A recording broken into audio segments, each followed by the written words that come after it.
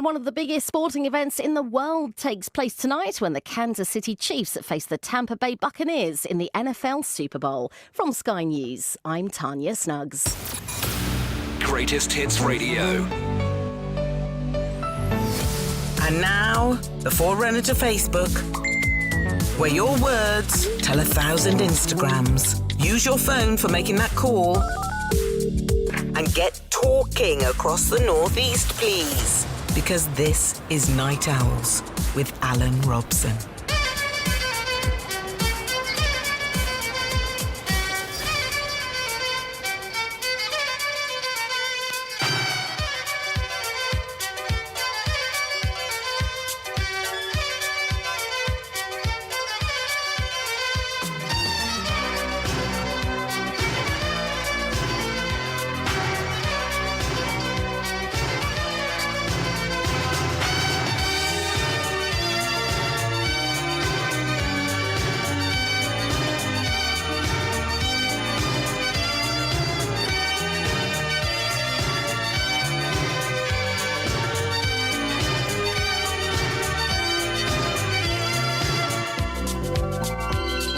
Hello everybody, welcome to the Night Owls. Alan Robson with you. Hope you've had a blitzing week.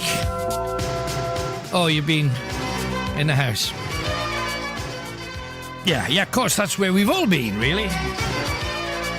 Except those of you still able to get to work wherever it is. And to be honest, who would have thought getting to work would be a highlight?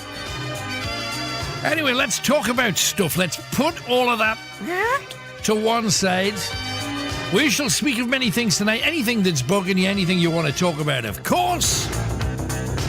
But I thought tonight, because we are getting beaten with television, it is the centerpiece of the world at the moment. I thought we'd talk about some of the all-time greatest TV shows that we've enjoyed. But what I want you to think down the line. 3 areas of your life. When you were a kid, what was that TV show that made you crazy? You had to get home in time for it. Hello, Carl Johnson. Good evening, Alan Ladd. And Margaret Sinclair as well. Good evening to you too. Thanks for being with us. Gina Parkett as well. And I am okay, thank you. The TV used to run home for, though. Scooby-Doo it was for me. Until Scrappy-Doo came, completely ruined it. I used to love Scooby back in the day. But what was yours? And do you go back further than that? Or are you more up to date? I think most of you will be. 0191 488 3188. Get your calls in, your texts, your tweets. Hello everybody on YouTube. Hello everybody watching on Facebook too. We thank you for that. Not just the programmes you ran home for. When you were a teenager, the TV shows that really got a grip of you and became kind of cult TV. Wonder how many of you mature night owls can remember The Prisoner, where he tried to escape from this weird village in Wales and he kept getting caught by a big bubble of bubblegum. Well, it wasn't bubblegum, but it looked like bubblegum. And also, the stuff that you're really into now, is there any television nowadays that matches up to the old school stuff? Hard to beat Only Fools and Horses, it has to be said, and Fawlty Towers. Even One Foot in the Grave was pretty good when he picked up the sausage dog. So tell me your stories about televisuals. Did you ever dress like a character? Did you ever buy merchandise from a TV show? What you got? What did you have? I remember the James Bond car, and after the James Bond car they came the Avengers car, the Saints Volvo, Lady Penelope's pink Rolls Royce that fired a rocket out the front. What kind of stuff did you have? Maybe you've still got it, and if you have, tremendous. Darren says, hi all, great night owls again, hoorah! Gotta keep the owls flying. Hello to Isaac as well, looking well, thank you very much. I know the horrific truth, but thanks for saying it anyway. What else are we talking about? Why do people live in dirty houses? I've been watching one, and it's television again. Been watching one of those television shows about hoarders. And there's this woman up to the ceiling with crap in her house. Plastic bags everywhere, dirt. She can't cook on a stove because there's old pop bottles and crisp packets. Why do people live in muck? And then they've got this person who works for the council who travelled all the way to their house just to take away a jumper. Not like a truckload of crap. Well, we'll just start small. Get a skip. Why? Have you been to somebody's house? Maybe you work visiting. Explain that to me. Put a hoover over the floor. It doesn't take 5 minutes. Get a bit of dust away. Put your rubbish in a bin. What's the problem? And because of the lockdown, everybody's home should be immaculate all the time because we've got nothing else to do. Let's talk about Storm Darcy. Oh, yeah, and the snow. Have you been hit yet? I had to go through some high ground, and it was snowing heavy, and it whited out, and I couldn't see the road. Blimey. That does put pressure on your sphincter, I have to say. Tell me your snowy stories, please. Jenny said, I didn't have a TV when I was a kid. We listened to Dick Barton, Special Agent, on the radio. There you go. Classic. Also, got a question for you. Now, I think I know the answer to this, but I would prefer to rely on you. Fingernails. There, just had to check they were clean there, everyone. Yeah, fingernails. Just had this from Gary. He sent it in about 2 o'clock this afternoon. He said, Alan, will your fingernails grow back? I ripped mine off today, falling from a ladder. Oh, you know, bing. Now, when I used to play a lot of football and rugby and cricket and that kind of stuff, I lost a few toenails. And they always tended to grow back on. But while they were just coming off, they'd catch on your sock and pull. Oh, nasty. But do fingernails grow back just the same? I presume they do. Or has anybody got a finger with no fingernail? If so, please send me a picture and I will call you a freak. Okay, so there you go. Do they grow back though? They must do. And also, as I mentioned before, I'd love if you got any pictures of you dressed in your favourite TV show outfit or a style that was like it. Love to see all of that. I remember when I was really little, The Avengers was a thing. Big famous telly programme. Oh, Clever Calvert says, it takes 6 months for a fingernail to grow back. You know, oh, really? Bing it. But it's all dead tender during as well. Ugh.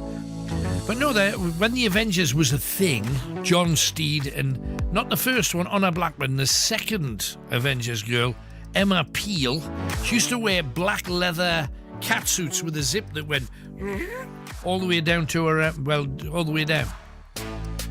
And a few women that were much older than me at the time, in the street used to go, think they were Emma Peel a bit. Couldn't do the kung fu, but they had the outfit.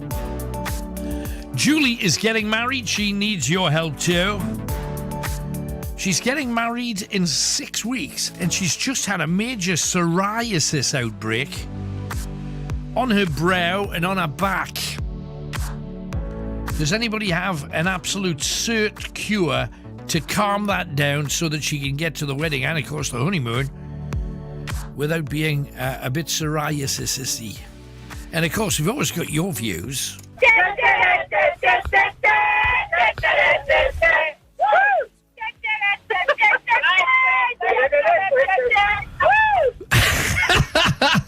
Sounds like you've had an absolute blast. Lovely to hear from you. There you go. We asked what your favourite TV show is. That is a call from some people just coming back from watching Strictly Come Dancing. And, of course, we've had members of our team, Hollywood McShane, Tony, and Night Owl Girl Nicola, doing a bit of a bush tucker trail. There you go. I'll give you 2 nice juicy ones. That one's got its wings on, that one there. So. God. So, well, they're flying. I don't think I've ever eaten anything like this. That one looks like it's waving with its little hand. Look, there's its eyes. peering at you at the top. Nicola's already dancing because she doesn't want to do it. Oh. Okay. Where's the bin? I might have to... No, hey. No, just in case I've... You'll not retch, man. It's just a cricket or two. After 3, 1, 2, 3, salt and vinegar crickets. They're in the mouth. Oh, Tony's not liking it. Describe the taste. Did it taste salt and vinegary? It tasted like the smell of dog food. The smell of dog food? Like, you know when you smell dog food, that stinks. They were lighter than I thought. They're dry. What do you mean later? Well, so, you know, like the crunch quite easily. Okay. Well, that's it. A little bit like pork scratching. Yeah, I was afterwards. thinking, you know, the soft bit on the pork scratching. Do you always wince in the same way when you eat a pork scratching? When it's got a hair on, yes. So have you ever, at home, have you ever brought in a load of horrible things just to eat so you could feel a bit closer to a bush tucker trail? Or, where the bush tucker trails came from, fear factor in the United States. And of course, when you get in late at night, it's very, very easy to fall into a trap about gambling. Because pretty much every second channel you go to is advertising a way to gamble your money away. When I cashed it out, it was 10,000. That was my biggest win in casino. But you'd won 17 and you bet 7 grand before you'd finished. So you come away with 10 grand, which is wonderful for a night's work. On the other hand, I lost 4 grand in one night as well. Well, I can see why you've gone back, but I would imagine you've also probably lost 3, 4 and 5 grand in a night. Yeah, exactly. Yes, yeah, I did. It balances out. So tell me your views. Can you be a professional gambler or not? And of course, Jeremy Kyle Show no longer exists for a whole host of reasons, but we talked about it. The Jeremy Kyle Show. Do you know what it is? I thought I was low class until I watched that thing. when I put it on, I didn't get invested, but I put it on because I know my wife hates it. And right. She'll say, get that turned off. I said, just wait a minute, I'm listening to this. Well, I'm not, So, get that turned off. Or the ashtray's going through the telly. So, to pick the ashtray up, so I have to turn over. Honestly, I didn't know where to get the people from. There you go. Also, no friend would ever go out with your ex. Is this true? Is there an unwritten rule you can't go out with your mate's ex? Whether you're male or whether you're female, tell me, is that true? Or have you done it and what happened? Stepfather, this was horrible. Just as, a weird statistic popped up in one newspaper alone. Stepfathers account for 15% of all incestuous rapes. Stepfathers. And also, how are you dealing with your massive lockdown weight gain? Because most people are just sitting in the house like a huge couch potato. How are you getting rid of weight, or what are you doing? Well, I lift up me arm from the plate to me mouth, so me arms are all right. Michael says, Jeremy Kyle Show was brilliant, had some right characters on. I used to hate the Jeremy Kyle Show. Then we had Jeremy Kyle on the show, and he says he's been a night owl for 20 years. And you think, gotta like him now, aren't I? Anyway. What is in your stockpile? Everybody's stockpiling stuff away in case the lockdown goes on and on and on and on. What's in your stockpile? What is it that you can't live without that you're building up a number of in the house? Were you ever on a television show? I'd love to hear your stories about that too. Alan, I'm a Muslim. I don't believe, but how can you dump your religion? I joked about it and my own father, threatened me. Stopping believing in Christianity, there's no threat comes with that. Have you ever just ended a religion? And if so, why? Alan, I'm going blind with self-abuse. Just for a minute, I thought that was from Chris next door, but it's not.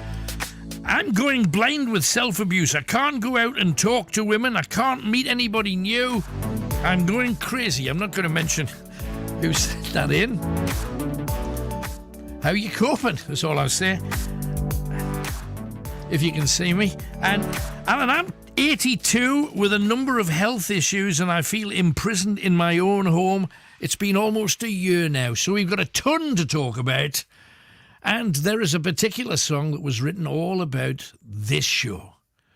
Night goes down and finds me alone in a space and time of my own, lost in dreams in a world full of troubles.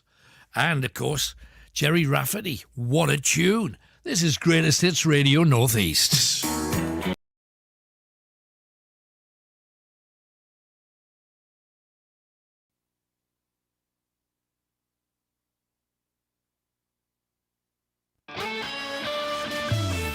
Robson's Night Owls. The phone-in that gets you talking. Greatest Hits Radio. Okay, we're being informed that a lot of people are watching on Facebook, but there's no sound on Facebook. They've got a radio on at the same time so they can hear the sound over the radio and the pictures through Facebook. Whichever way you do it, we're on YouTube as well, so whichever way you choose to do it, where there's a will, there's a way. Thank you very much for bothering. If you're listening on the radio, of course, we are Greatest Hits Radio, of course, Northeast. So, spread the word of the owl. Let's talk to Stephanie, who's in Linemouth. Hi, Stephanie. Hi, Alan. How are you? I'm very well, thank you kindly. What can we do for you tonight, Steph? Oh, well, I thought I'd just give a call in. Really, I'm from Linemouth, but I've been living down in North Oxfordshire for 11 years now, and I still follow the show. And just thought I'd give a call in. Really, that's wonderful. Whereabouts in North Oxfordshire then? It's Bicester. Oh, Bicester. Bicester. Yeah. Bicester. It's getting the posh term. It's Bicester. Oh no, it's Bicester here. I've never fully understood the parlance of Southern Jessydom, but that's just how it works. Why did you move down there in the first place? Was it couldn't afford your council tax or something? Well, I was working in my dad's hair salon at the time. Right. And this is years ago now. And I've been working, doing my apprenticeship and everything, working in hairdressing. Mm. And it was kind of it was a little bit of a blind date really between one of the ladies who I used to do her hair and her grandson. Right. And for about 2 years, this woman was going on about her grandson James. Oh, he's lovely, blah blah. And I just thought, I'm not really interested at the minute. I'm enjoying college and I'm enjoying sort of nights out and stuff. And then eventually we actually met up and we had a drink. And he came up from Northampton and we met up and it was just really nice and we hit it off and we've been together ever since. That's ridiculous. So you're actually now chopping southern hair as opposed to northern hair? Definitely. Yeah, I'm teaching in a college now. Oh, that's fantastic. Well done. Yeah, oh, thank you. Yeah, it's just, it was. I always say it was like a blind date that went quite well, really. So we're married now. Got 2 little ones. Got a 5-year-old and a 1-year-old. That's lovely. I mean, do they do the same thing in colleges down in Bicester as they do up here, where they invite people in for free haircuts so you can experiment on their barnet? Yeah, absolutely. Yeah, definitely. Right. I teach sort of hair, beauty and makeup, so it's kind of like a broad spectrum. Right. But yeah, it's brilliant. And it's great that you can kind of like teach your hobby, which is fantastic. No, absolutely. So it's lovely. It's really good. So is your fellow working or is he furloughed or what's the crack down there at the moment? Yeah, he's working. He's worked from home since he's worked from home a lot, really, the time that we've been together. Right. So instead of going into the office, he just works from home now. Brilliant. And I'm teaching from home via the laptop, live to my students, sort of makeup, and it's quite hard, but we're getting there. We're doing all right. I would have thought it's actually quite a hard thing though to teach a cut when you've not got a head in front of you, if you know what I mean. I know, thank God for styling heads, definitely, absolutely. So it's a big lump of polystyrene with a wig, is it? Yeah, pretty much, yeah. Bless. Oh, that's tough. Yeah. That's tough. I thought I'd get in touch tonight because I got in touch years ago. My sister actually did, and she's a little bit braver than I am. She's a little bit more into her performing and things. Right. Okay. And I think I'd gotten a book for Christmas, and it was something it was called "It's Not Grim Up North." Right. And it was all. I think she came on to Night Owls one night, and she quoted William Shakespeare, but had he been born in Birmingham? Right. I don't know if you remember, but she came on. She quoted all these things in Brummie, and it was just that I just thought, I'm just going to get in touch and just drop a line. And but yeah, I've listened ever since I moved away, so it's lovely to just get in touch. No, it's good that you're there for us, and we thank you for that. I'm just glad that they're treating you kindly. I mean, could they understand you? Because we talk properly up here. I had to do a document at work the other day, and I used word dictate. Right. And I mean, some of the words, it just didn't. The laptop was it was pausing. I thought, it's not understanding a word I'm saying. Right. But it's a massive miss not being able to get back up. Sure. And it's, the accent's always stronger whenever I go back home and I've got my mum come down here, and I've not seen my mum since October, so it's quite, FaceTime's brilliant, WhatsApp video was brilliant. Yeah. But yeah, it's hard, but you just got to do what you can do, don't you? Absolutely. Are they being very firm down there? I mean, how strict have people been? Because I think a lot of it's down to the discipline of the people rather than the rules and regulations. What's it been like down there? It's not been too bad. I mean, we've got lovely neighbours, and we see them sort of like at a distance and stuff. And it's just everyone. It just seems the same. Everyone's cars are just on the, they're just parked outside like all the time. Whereas before we'd see, like, I'd be like coming up north every half term, and I'd bring the little ones, and everyone's just, just kind of getting by as best we can, really. Yeah, absolutely. We'll be back soon. We were talking tonight. I mean, one of the topics that we dished out was, what was the TV show you'd come running home from school to watch then? What was your choice? Oh, God. Well, I used to get told off for this, but What's that? I used to come in, I used to fill when we first got Sky in. Yeah. I used to fill it up with Buffy the Vampire Slayer. Oh, right. And then music channels. I used to be terrible for like putting MTV on, but then zapping through every single one. And if it was a song I didn't like, I used to flick to the next one and then flick to the next one. That is really irritating. I know.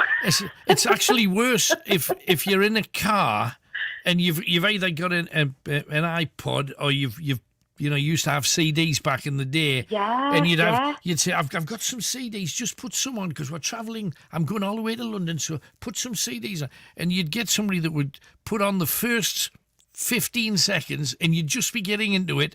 And I'll have the next one. Yeah. Then the next. Really does your head in. So when you got up a bit and you became a teenager, I presume that was the music channel hopping thing. What are you watching now then? Is there anything that's hot to trot, or does nothing live up to the memory? Oh, God, I've been watching, we've got Netflix, and we've been watching The Fall. All right. With Gillian Anderson from The X-Files. Any good? It's really good. Really, really good, yeah. I'm sort of like it's like a free evening and stuff, and the kids are in bed and everything, bedtime's done, it's all quiet. I'm like, I'll watch The Fall. I'll catch up a little bit, and I'll watch like 2 or 3 episodes, and I look at the clock and think, I should really go to sleep. Yeah. This is the worst thing. Really good. I remember when 24 first started, because the first 2 series were brilliant. Then from there it came. Do you remember 24 with Kiefer Sutherland? Yeah, Kiefer Sutherland, Jack Bauer, yeah. The first one, it was, can't wait till next week. I can't wait till next week. And it did my head in to such a degree that we then waited till they were all out there. Then you'd buy the DVD, because, again, you'd get them on a DVD. Yeah, and you'd just sit there, and because it wasn't as it is now when you can have whatever the hell you like when you like. But you'd sit there and you'd watch the first one and you'd think, because they all ended on a knife edge, didn't they? Yeah. And then you had to go, what's going to happen? I have to watch them. Oh, here we go. It's about 4 a.m. and you're thinking, I'm going to be murdered tomorrow when I'm at work. Yeah, that used to keep me on tenterhooks. 24, I used to love that. And another one, do you know what? When I got back to at Christmas, I went on iPlayer. Yeah. Had a little look on there, and I got back into the Vicar of Dibley. Because I love that. It's just good humour. Yeah. There's nothing, I could have it on. The kids would come in and out the room. I wouldn't have to worry about there wasn't any swearing or anything like that. Yeah. And anything, The Good Life as well. Love The Good Life. Good Life was great, absolutely. Oh, good brilliant. Taste, lass. Hey, Stephanie, thank you very much. Love to the Southern Jesse that you are married to. Thank him very much for looking after one of ours. It's very important. Thanks for having us on. We'll talk again. Take care, Alan. All the best. Take care, Alan. Thank you, Bob. Best. Isn't that lovely? Sweet. And it's a family affair. Sissy's into the show too, which is good. 0191 488 3188. Stuff. Moya Barker from Chester Street is happy 60th, says Suzanne, last week's What's It winner. She's loving It's a Sin and The Serpent at the moment, but not while Night Owls is on. Thank you for that. Psoriasis, Paul has chipped in. The woman getting married, tell her to try Betnovate. It works really well. And I also loved Scooby-Doo until Scrappy came. What was it about? Who in their right mind thought that Scrappy-Doo was a good idea? It turned the whole thing into a laughing stock, in my opinion, because when I was a kid, I took Scooby very seriously indeed. Anyway, yeah, because I looked a bit like Shaggy, the long hair and the slouchy clothes and all of that. Anyway, Omar's been on. Thank you very much for sending the note in. I'm thinking of you, man. So stay well, and best regards to you. That's Omar. It's not It's just a personal little message that he sent, but I thank him very much for it nonetheless, keeping me in the loop. Right, let's talk to Marie, who is in Dunstan. Hello, Marie. Sounds quiet. Let's try again. Hello, Marie. Hello. Hey, there she is. Hello, darling. What can we do for you tonight? What it was, I got a phone call the other day. Right. And first of all you got told the information off this lady was, this is my badge number. I'm from HMRC. Oh. And basically, that I was going to be served a warrant the following day if I didn't pay this money because of tax evasion. Right. You vicious. You're just like Jimmy Carr, you. So, I mean, first of all, these sound incredibly plausible when they talk to you as well. I've had a couple of these over probably about 2 months ago. I got 3 of these in a row, and then they got more threatening and more threatening. We've just issued a warrant for your arrest. I got up to. How did they handle it with you then? Well, first of all, obviously, like I said, she gave her badge number. She said where she was, that she was from the services. Yep. And that I owed £947 and whatever pence. Right. Between a certain date, from 1998, I think it was, to 2007. Right. Now, obviously, I explained to her that for most of that time, unfortunately, I haven't been working. Right. And the time that I was working, every company that I've worked for instance, I used to work for Thomas Cook abroad and things, they would pay my tax automatically for me. So I knew I didn't owe anything. What they said, right. Then, obviously, she got very abrupt, very harsh with us, kept saying that she was trying to help me out, trying to stop me from being arrested, that this was not a matter to be passed off. Sure. And it gets more and more, and the more I said to her, she asked for the name and my address, which is bog standard information, what everybody, it's not information that you can't hand out. So, of course, you give these little bits, right. But you don't give anything else, like things like date of birth. You don't give bank details. No. So then when she wasn't obviously getting to the point that she wanted to get to, she passes over to her superior. Right. Which then he give his badge number, he give his sort of name, and that he was from HMRC. Now, this was where the conversation turned a little bit harder and, I would say, a bit darker. Which then it became very forceful. And they were telling you that you only had an hour to sort this out, that you would have to go to your local tax office, that you would have to issue with a bond to stop the arrest, that if I told anybody about this, that basically they would face legal proceedings. And it just got very forceful. But it must have rang a few bells with you, because, I mean... Oh, yes. I've had lots of phone calls in the past and I've just passed them off. Yeah, but in fairness, when I got the first one, I was thinking, pooh, I'm going to prison here, and I thought I'd done everything the right way. But yes, because I don't care how many people say, well, it was obviously a scam. First thing I did was ask anybody that was around, have you heard about this? Is this really happening? Because you do, hey. In this chair, I've seen 1,000 scams over the years. It's a plausible one, and I bet they get a few people hooked. What did you do to burst their bubble then? Well, obviously there was lots of different things. For instance, when they put me on hold, and I would be talking to my husband about things, yeah, they would then come back on and they would say, we've already told you can't talk to anybody else. You do know this telephone's being recorded. And they would stop you midstream, so you didn't have a chance to really, for your brain to catch up. Sure.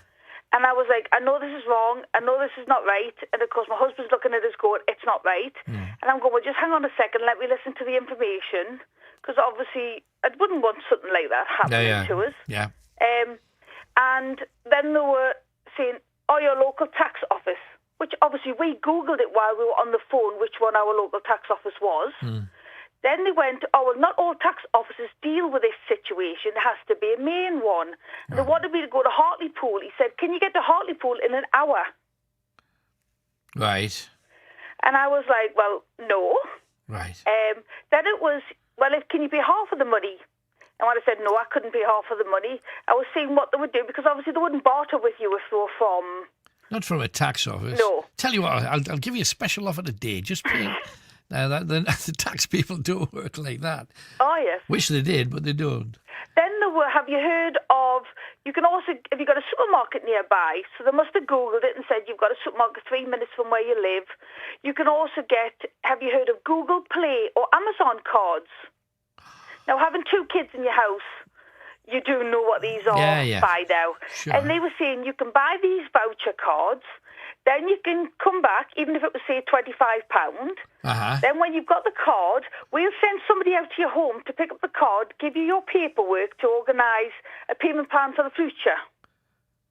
Oh, this is clever. So they take a card and then they've got your bank details, presumably because you're going to set up a direct debit to pay this 900 and odd quid off over the next year or so. And they wanted the Google Play cards or whichever voucher card you bought. They said keep the receipt, so then we can obviously put that in as part of what you've paid for your bond. Unbelievable. And I was like, right, well, there's one of 2 things. They can either take it back to the shop and they'll get their money back on it.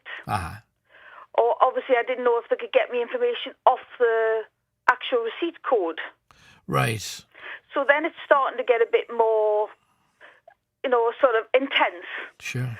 So then I came off they said, you'll have an hour, so I come off the phone. And in the meantime, I contacted 2 or 3 different people, including the HMRC, who said they would never do anything over the telephone. Right. I contacted the local police station to tell them what was going on. And they also said, just ignore it, it's a scam. Right. Since then as well, I contacted Amazon itself to ask if their gift cards would use as a bond. Right. And to inform them of what was going on. Yeah. And they obviously passed it on to their internal services as well. And then when he rang us back, I said, you're a scam, I've been advised not to talk to you, and I put the phone down. Right, good on you. In the space of an hour and a half, I had 6 phone calls. Yeah. Oh, they don't give up. They make it seem like you don't realise what kind of trouble you're getting yourself into now. Yes. And they try and play that card really heavy. The thing that I don't understand is, nowadays, we've got probably, well, obviously, greater technology than we ever had. You've got their telephone number logged, even if it's not logged with you. The telecom people have it. They could trace that back. And I remember talking to a police officer and they said, there's a couple of addresses in, and I can't remember which county, Cambridgeshire or whatever, that are running these kind of scams. Well, to me, if you'd reported the scam and it's just come from there, send 2 police cars with a net. Get these scumbags, because they will be making money, not from you and not from me. But some people would fall for that because it's really plausible. We've just had William send a little message through. He's a civil servant. He'd never give his badge number. He would never do anything like this. We kind of know that. But when you've had 4 phone calls from 4 different people, all claiming to be from the same place, you kind of go, hang on. Oh, they threatened to freeze me bank cards. They threatened to freeze me passport. All different things. Yeah. I actually later on, I had an appointment to go to anyway for a new fill-in. So I called in the bank just to inform them what was going on. And also while I was there, before I even could mention anything, there was a woman talking in front of me of the same thing. Yeah. Except she was having to go through the fraud squad. So she'd obviously gone one step further because she was an older couple. She might have paid them some money. And the weird thing is that you will get some people, and I'm not playing the age card necessarily, because I know some people who are daft enough to say, I don't want any trouble, look, just pay it. Because my dad would have been that kind of person, and there's some people that just don't want any hassle. We want to stay on the right side of this. Look, it's only 60, 70, 90 quid. In your case, 947 quid, which is a bit more. But imagine if they'd have just said, look, it's £18.50.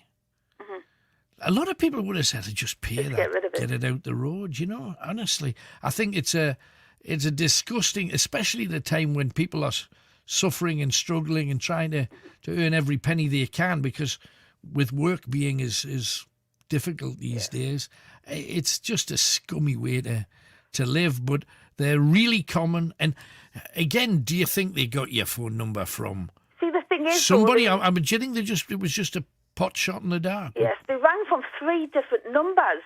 Right. on the phone.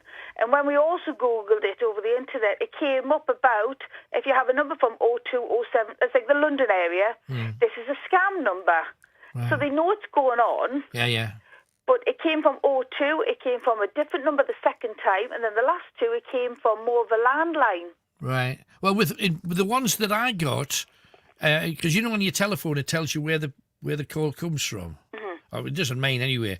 And it came up Bradford, and they're saying we're calling from the head tax office, dealing with HMRC, dealing with da-di-da. And I thought, while they're on, I shall look up to see if there is a tax. And there was there was a major HMRC office in Bradford, and I thought, oh, hang on, because that makes you think. If there wasn't, you could go, Yeah. But there was, so you're thinking, or did they just route the call somehow through Bradford? Who knows? Yes. Who knows? But they're clever, and you mustn't fall for it. Oh, and I must admit, on the Tuesday morning, which was when they said the arrest warrant would be going out, you do sit there and keep looking out the window. Right. And it's that sort of pit in the bottom of your stomach that makes you think, is this No, is absolutely. real? Is something going to come to my door? But that's the thing that hooks you in, you see, and they're banking that a good, and I think it's something like 15 out of every 100 will bite to some degree, and they say that about 5% spend some money towards them. Now, if you got 947 every 100 phone calls you make, it'd be worth your while, wouldn't it? Oh, yes. It's just despicable. It is, absolutely. But you got it right, and that's the main thing. And thanks for warning everybody, because there'll be other people that are probably papping their pantaloons at the thought of, I'm going to lose everything. I've got no money as it is. How am I going to pay this bill? I mean, the minute it was on the phone call, we were Googling, we were looking at other things, we contacted everybody, you know, all the different authorities that I could think of, or people that would need to know. Sure. We went straight on, Good. like yourselves, left yeah. a message to say, this is what was going on, there's a scam call going about, just to let people know. And the funny thing was, when I typed it into Google, God bless Google, a whole page of stuff came up saying, you know, that this is what they usually do, and there's 3 or 4 people will call and all the different names, and they'll use this and say that. So it's obviously been on the go for a few years now. Otherwise, there wouldn't have been page after page of people kind of commenting on it. But well done, and thanks very much for getting back to us. Lovely to hear from you, Marie. I just want to say one thing at the end. You were talking about television programmes? Yes, please. Apart from the fact that when I grew up, when my grandma was alive, I used to always watch snooker. I was brought up on the whole, all the old players. It was things like the Equalizer. Oh, Edward Woodward. Yes. Brilliant. And I mean, now I just binge Netflix. But what did you make of the film, the Denzel Equalizers? Have you seen them? Well, there's been 2. I've seen them. Well, there's 2 of them now. There's been 1 and 2. I've watched both. I think if you've got a good actor, then you can sort of go along with the character because you know what the character was. Sure. And for people who don't, young ones nowadays that are watching it, they're really good films. Yeah, but to me, I mean, looking back at the Equalizer, the Edward Woodward one, I always think of that joke where he was called Ewa Woowa for some reason. But anyway, how was this old fella in a raincoat kicking all of these huge American gangsters' backsides? I never understood how he got away with it because he was just a little fella. But Denzel kind of cut a slightly more believable figure. A bit of a cooler figure. But at the time, I loved the idea that there was this person who was kind of outside the law, that if you really got into trouble, you could ring this guy and he'd sort everything out for you. I loved the idea of that. I still think it would make I think there's, is it Queen Latifah? In America, there's an Equalizer TV series. Oh, right. And I think she is the Equalizer, a female one. So I don't know whether it's any good. I haven't seen it. I've just seen it advertised. But that's maybe a one to watch out for. Be a bit different, a bit more modern. Hey, but good stuff, Marie. Thanks again for joining us. All the best. Right, bye-bye. Take care, bye-bye. How about that scam issue? Has it happened to you? Give me a call. Now, before we go any further, let's have a superstar on the show. I think it's about time. In this case, it's madness talking about starting. How do you start out to be a bunch of crackers like them? And yet, I remember Madness, beginning and thinking, well, there's no way they're going to last. Tell me about it. Not me. But, we were like any young band, having said that, I had, normal jobs like everybody else. But, we get a gig on a Friday night and that seemed like a huge success, around our way. That was it, and then you make a record and you think you made it. And each bit of the incremental, bit as it went along was as much a surprise to us as anybody else. No, but the difference between you and pretty much everybody else is that right from the very beginning, yes, you were making good music, and even to this day it sounds as current as anything kicking about. It's just you were having fun with it, and everybody else was making all of those kind of, I'm going to play this chord and look all moody kind of faces, and you guys were just giggling and laughing and hoying yourself about. Yeah, I always remember that, you got like these sort of bands all pursing their lips and looking at each other, it was all sort of the lads, wasn't it, with their guitars.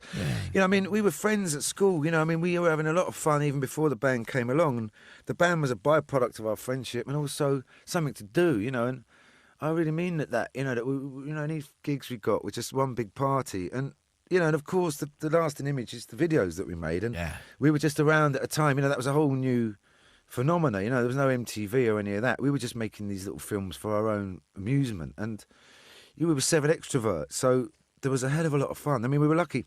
It was the head of our record company who directed all those videos, and he understood that, we just had to film them. Don't try and get them to do anything twice or worry about it. Just get a load of stupid outfits and just start filming them. And nothing has changed, believe me. But mind you, some of them were pretty much leaping out of planes and stuff. It wasn't like you just film them, stick them in a studio with a funny hat. Yeah. You did go the extra yard for them. No, we did. We'd say, we're all influenced by a lot of comedians and films, and so there was a lot of sort of visual input. And we would sit around for a couple of days just writing down the most ridiculous things you could think of. And then Dave, as I say, who was the record company boss, would just work out the ones that were financially possible. And then we'd sit off in a van for a couple of days trying to do as much as we could.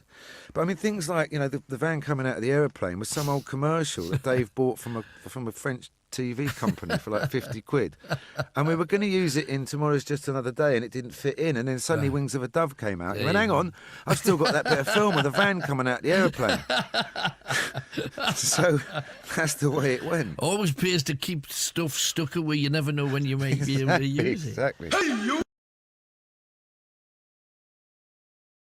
Super Bowl history when he leads out Tampa Bay against the Kansas City Chiefs in around a half an hour's time. From Sky News, I'm Tanya Snuggs. Thanks, Tanya. And we have you guys on the Night Owls talking of many things. Let's get to the game. Just before we do, I'm going to give you 4 clues. 4 clues. All of the answers are linked. Greatest hit links. We are going to see if you are clever enough to work out what links all of the answers together. The first clue is this. A massive party hit for Chris Montez. That goes back a way bit. 2 big dance records came out. One was Little Eva doing the Locomotion, long before Kylie.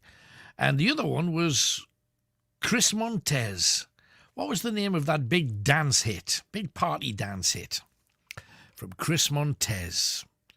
That's your first clue. Write down the answer. You've got 3 more clues to come.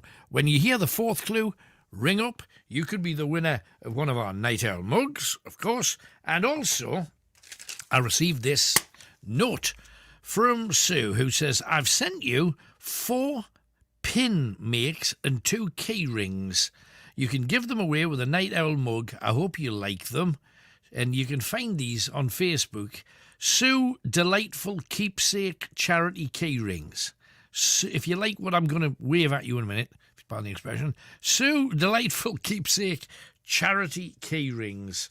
She's got this. I'm going to try and hold it, do it justice. I don't know whether you can see that.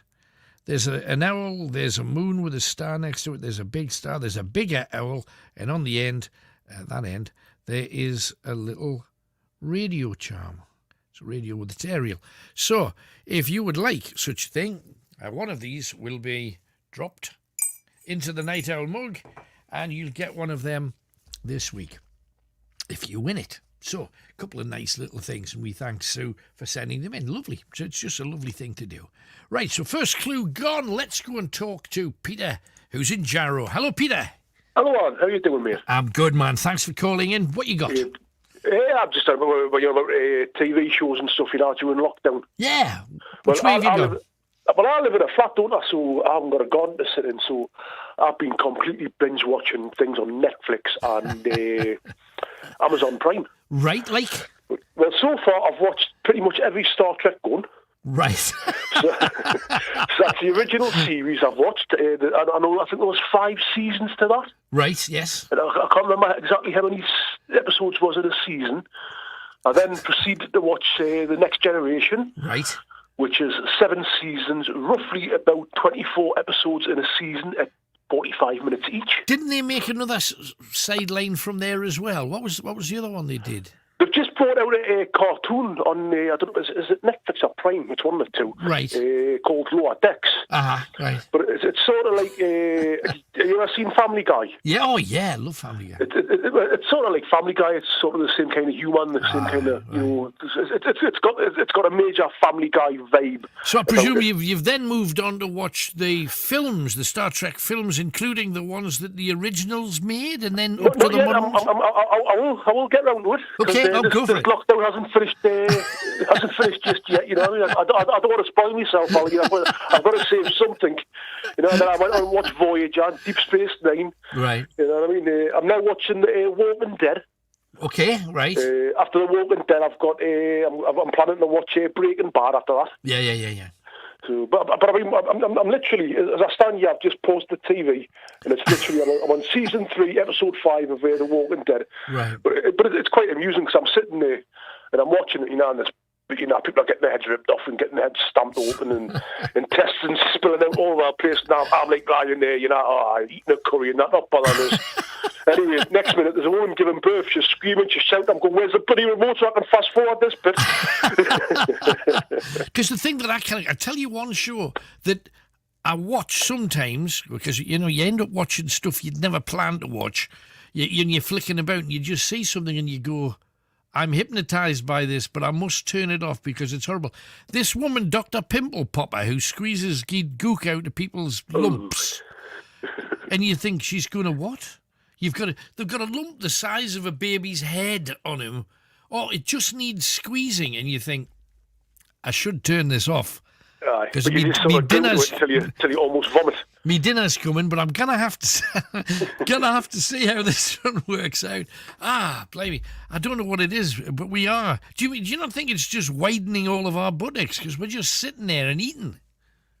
Yeah, do you know what it is, Alan? I can't say a thing because I'm sitting there and there's actually a curry takeaway on my table. Right now, as I'm sitting here, I'm looking at it and there's some rice is left, some curries left, a bit of naan bread and that, and some chips and that, like, you know, obviously I've ate the rest. And it's still on my dining table. It's still on my coffee table. I was sitting earlier on having it. The thing is, I remember doing that. This is probably only about 4 weeks ago. I remember looking. And I'd had a big takeaway. I'd had most of the rice. I'd had most of the naan. I'd eaten all of the stuff going with it.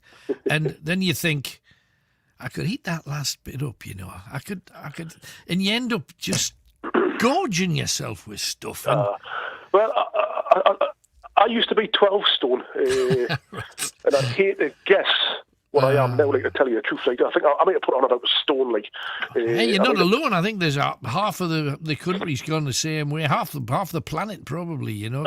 What do you do? What do you do? Well, it's just sitting there, isn't it? It's just sitting there eating. Yeah. Eating for the fun of it. So. Yeah, and the other thing that happens is you'll eat and you'll not be hungry. You'll not be hungry at all. But somebody in the house will say, "Oh, I've just seen there's a crunchy in the fridge," and you'll go. And then that becomes, it's in the back of your mind, and you know that crunchy shall be yours. As we're talking, Alan, I've just walked into the bathroom and got the skills and put this way, mate. I wish I hadn't have done it. No. Oh, how bad is it? 13.2, I think it was. Right. Oh, yeah. Because don't forget, you know, there's been Christmases where I've actually lost weight. Really? The ex-girlfriend went nuts with us because she made us get on the scales and I'd lost weight over Christmas. How the bloody hell you managed to lose weight over Christmas? I don't know. No idea. You must have a good metabolism. That's what it is. At the minute, you can't get out. You can't get out, can you? You can't do anything to burn anything off. Well, I mean, I go out running. I hate running, but I go out running most days, walking and then running, and you walk till you feel like you've got a bit left. You know, warm yourself up and then have a run. And I'm working out for about an hour and a half. I still kind of shift it. It doesn't make any difference. Nothing's moving. I'm moving, but nothing else is. That's the thing. Well, it's my birthday this month, so right. I'm 45, February the 18th. So maybe it's just getting to the point now where the old tyres get put on. You know what I mean? What can you do? You know what I mean? It's like nature creeping up on you. You can't stop it, can you? Well, happy birthday first of all. Right. And what curry? I'm hungry. What curry did you have tonight? I had a chicken madras. It was they do a Thursday or a Sunday night special. You get like 7 courses for £9. Wow, that's great. So I got a chicken madras. Brilliant. I got a pilaf rice. I got any naan bread I wanted. 2 pompadums, bag of chips. Do you have all the dips as well? You get your mango chutney. I've got them. I haven't met them because I'm not really keen on them. All right. I got the chicken tikka starter. You know what I mean? So it's not bad for a tenner. He eats like a king, this man. Brilliant. So do you know what it is? I'm trying to cut back on it because I'm just trying to eat it once a month. But, you know what I mean? You get enough food to last you a month by the sound of things. It's a curry one. What can you do? I know. Hey, a man's got to do what a man's got to do. No? Peter, thank you very much for coming on, mate. Neighbour Alan. Great to hear from you. Take it easy. Bye-bye. There's Peter and Jarrow. With it. Televisually, though, we do that. I've still got all of Game of Thrones to watch. All of it. I have dabbled with the odd episode and I like what I see, but I want to start from the scratch and do it properly. And you think, surely it's when you stop work altogether that you do that. But a lockdown seems a pretty good chance to see the kind of things that you haven't previously. Let's go across to Janet. She has a story, I think, about ghosts. Let's find out what that's all about. Hi, Janet. Are you all right? I'm very well. What's been happening? Alan, I'm petrified in my flat, right? Right. What it is, like, I was seeing this man, but he died, like, a year and a half ago. Right. And, like, New Year's Day, like, I had loads 50 Christmas cards on my wall. Uh-huh. And his fell off. I heard it. His right? fell? Just his? Just his, yeah. Right. It's just his. Uh-huh. So I'm really scared. I'm hearing coughing on the stairs. Things being thrown down my stairs, glass smashing in my bathroom. I thought it was my mirror falling into the sink. This is like 2 and 3 in the morning because I can't sleep. And it's really scaring us. And like, did he spend a lot of time in the house? Did he? I mean, was yeah. he living with you, was he? Well, no, Alan. The thing is, I've got a new man, like a man friend. Ooh. Since he's come in, like, it's getting worse. Oh, so you think the spirit of your ex is jealous of your new boyfriend? Well, it seemed to be getting worse since then. Right. I mean, have you done anything? Well, you can't do much at the present moment with lockdowns and all the rest Well, of it. I'm terrified, Alan. That's why I rang you. Right. I'm just thinking, is it because the new man's come in? Maybe. You know? I mean, those kind of things do happen, but yeah. And if you spend a lot of time, I'm really scared. If you are genuinely frightened, what you've got to do is you stick your mask on and you pop along to the nearest church to where you live. You don't have to go to that church. You don't have to be a believer in that church. You've just got to go to the nearest church to where you live and ask to have a word with either the vicar or the priest, depending on what denomination it is. Would it be all right, though, with this going on, the coronavirus and stuff?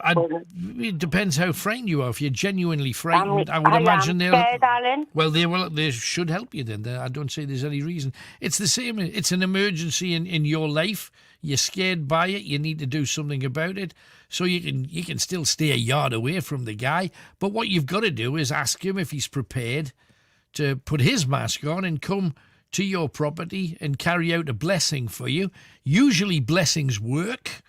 And if the blessing doesn't work, then you go back, see the same person and ask them if they can contact the exorcist. And the interesting thing is the church exorcists, right the way through the whole corona thing, have been still going out to people's homes, carrying out exorcisms. So that whole side of thing is still happening. They haven't stopped it at any point. So in which case, your priest or vicar would be able to get in touch with them unless the blessing works, and the blessing works in most cases. So that's what you've got to do. If you didn't want to do that for a whole host of reasons, you have a look online or on your phone in Google for your local spiritualist church and ask if they would come along, because they can move things on too. They're Christians, if you're wondering what faith they are. They're not, I know a lot of people say, "Oh, must be a bunch of wackos." No, it's a Christian belief system, and they'll come out to their house and hopefully find out who it is, what it is, why they're doing it, and move it on for you. Oh, thank you, Alan. All I'm right. just petrified. Thank you very much. No worries. Thank you for calling. There's Janet in Newcastle, the ghost of an ex, getting a little bit annoyed that she's got a new fella around. 0191 488 3188. That's the spirit. And we have Caitlin, who is in Ashington. Let's go there. Hi, Caitlin. Hi, Alan. Hello, darling. What are you talking about tonight? TV shows. Oh, go on then. What's your choice? Right, when I was younger, it used to be Buffy. Oh, another Buffy the Vampire Slayer. Great. Like, I've got a pencil case from when I was 12. I think I got it for my birthday off my auntie or something, and I've still got it. Excellent. Because That's how these mad are I was. these are the kind of things that most people chuck out, and you shouldn't, because you get such a belt seeing them after like 10, 20, 30, 40, 50, 60, however many years you manage to go. I just think we should keep a hold of those things that were special to us at the time. I remember chucking I got a lot of tat when I was a kid, and I wish I'd kept it because... Oh, I've got loads of Buffy stuff. I even collected the novels as well that came out. Right, brilliant. And the comic books that have come out in the recent years. Hey, that's like everything. So what was it about Buffy, though, that just hit it for you? I don't know, because I was about 6 when I started watching it, and it was that long ago, the box sets were on video. Yeah. And my uncle used to let me borrow them. I think he stopped when he realised I never used to rewind it. Right, oh, that is a nightmare. And then, like, in my teens, I got them on DVD for myself, so then I was like, oh, look, I've got them now. Yeah, tough. Because the whole VHS thing, the windy back, and it was like when you watched a film, there was the local video shop to where I was, if you didn't wind it back, they fined you like 20 pence. And I once remember taking 2 or 3 back, and it cost us £1 pretty much. You haven't wound them back, because then they've got to sit in the shop and wind them all back before they can rent them out to anybody else again. So that's what that was all about. So it was a nightmare. So that was when you were little. When you got a bit older, where did you go then? What kind of stuff did you start watching? Supernatural. I've watched that from when I was about 14, 15, up until when it's finished last year. Yeah. Special I stuff. cried. And no. What about now then? Is there anything that's coming up that can hold a candle to that kind of thing? I don't know, because I've been watching iZombie on Netflix, and I really, really love that. Right. Well, we can see the direction you go in, which is grisly. Monster stuff. It's all good. No, it's all good. So it's great stuff. Excellent. A couple of years ago as well, I got really into Once Upon a Time. I tried watching it before, and I was like, nah, I can't get into it. And then I had gone through a tough time, and my friends told us, take out your box set, watch it properly. Yeah. So I sat down, and by the time Captain Hook came into it, I was hooked. Literally. I was like, yep, sold, my show. No, brilliant. Hey, no, it's good stuff. I've even started, what did I say to you? It was a Disney thing that I'd never seen. Moana. I haven't seen that one yet either. Oh, watch it. It's great. Yeah. It's stupid. I mean, it's fun. It's all that Disney stuff. You know it's going to be a happy ending. There's a weird guy played by The Rock in it. The songs are good. And it's kind of just, it's not Frozen, because there isn't a song like, there's not a tune that's going to hypnotise everybody. But no, it's just really good. I surprisingly enjoyed it. And I'm thinking, I must be regressing. I'm turning into a child again, which is not a bad thing. So, it's so much time to watch everything. And you can only watch a certain amount of kind of shows. You sometimes need One of them, But definitely. video games have been getting me through these lockdowns as well, and I've sort of gone down the remastered route. All right. Yeah, like So, what? Like Crash Bandicoot, Oh, blame me. Spyro, and Resident Evil 2 and 3 have been remastered as well. And last year, I spent most of last year scared of Nemesis from the third game.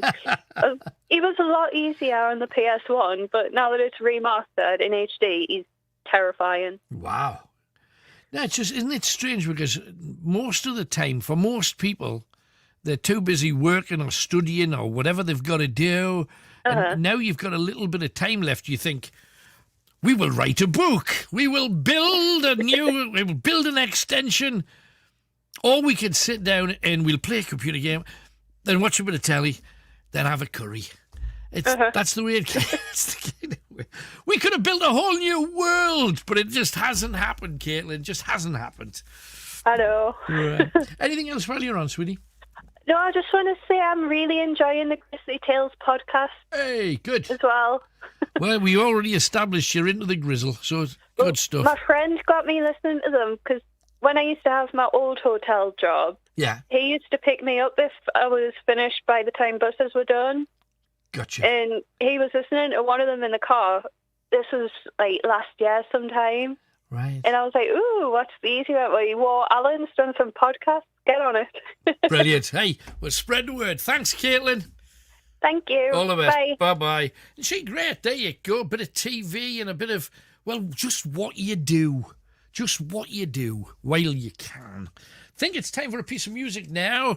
So let's have another superstar talking about stuff. Now, there was a certain type of music that I must admit, at the time, I really didn't like. When it came out, it was completely opposite to the hairy Daniel music that I listened to.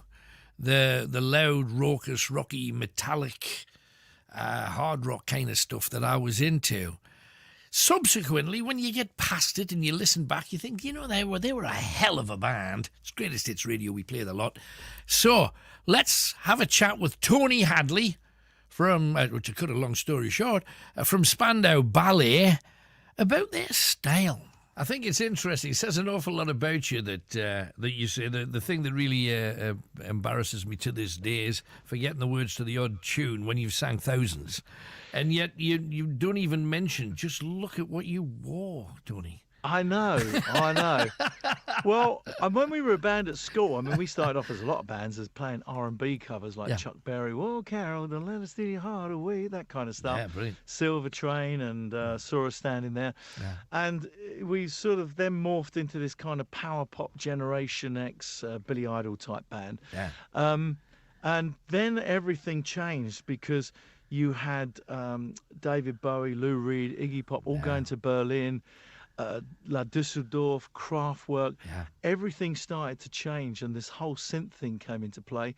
Consequently, in Birmingham, you had the Durannies, you had the Sheffield, you had the Human League, us from London, Depeche Mode from Basingstoke, Basildon, actually, not Basingstoke, Basildon.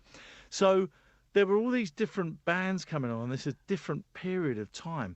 And you've got to remember, I mean, I talk to people, say, look, there were 3 TV channels, fashion, and music. That was it. Yeah. You had no social media. To make a phone call was an effort. But you created this new romanticism whole thing, and I mean, it absolutely worked. I mean, it was right for what was happening at the day. It's just looking back, it must be quite peculiar. Yeah, I suppose so. I mean, I think it was just a much more innocent time. I mean, we were in an era where you could still be kind of shocking. There's me wearing ballet shoes with dyed hair, looking like Robin Hood or something, and people could still be outraged by what you did. So there were innocent times and they were changing times. I mean, just through the whole of that late 70s, early 80s period, I mean, our country was going through massive sea changes, and it was just. It was different. I mean, the end of the Cold War, for instance, the Berlin Wall coming down. I mean, I was there when the wall was coming down. We did a gig that night. Through the barricades, there were people openly sobbing. It was an innocent time. It really was. Band Aid, Live Aid. I mean, wow.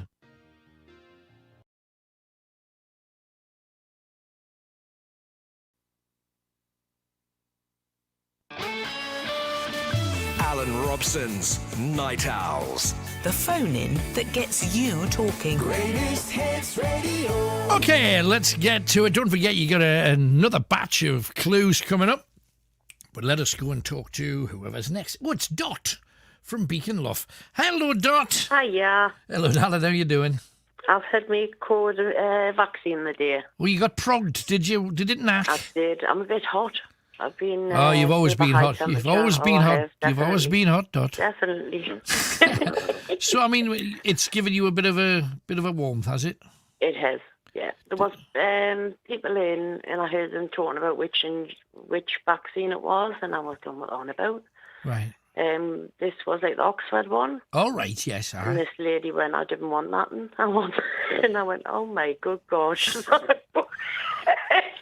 It's not like a bottle of wine. It's just to She try was and. the German one or something she was on about. And I went, what the hell is she talking about? And I thought, oh, it's because it's the Oxford vaccine. So, Hey, well, let's just hope it does the job and keeps you nice and Yeah. safe. That's the main thing. Oh, I know, exactly. Well, when we were young, we us thought we were Charlie's Angels. The three were. All right. I was Sabrina. Louise was Kelly. Right. And the blonde one was, is it Chris? Right. That was Maxine. Uh-huh. So we used to get the grifters out when we had an important thing. So did you do all that gun pose thing? We did. Yeah. We did, yeah. You had to do that. Mm-hmm. Mind you, the one thing, have you ever seen the Wonder Woman films? Either of them, because there's a couple of them at the minute. And she's also in the Avengery ones, the other comic booky thing, or the Justice League thing. But Wonder Woman, when it was on television, you know, when she used to spin around, dum dum dum dum dum dum, Wonder Woman. They should have used that music in the film.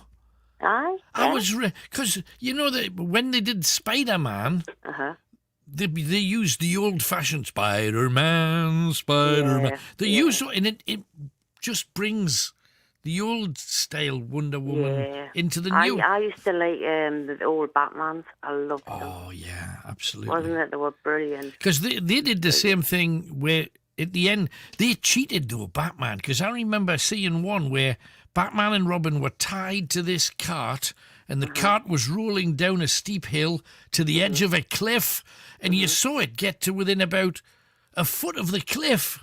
And then it went, find out what happened to the Crepe Crusader. And you had to wait till the next day to see what happened. Well, the next day, they jump off about 20 feet from the cliff. What's that about, you cheaters?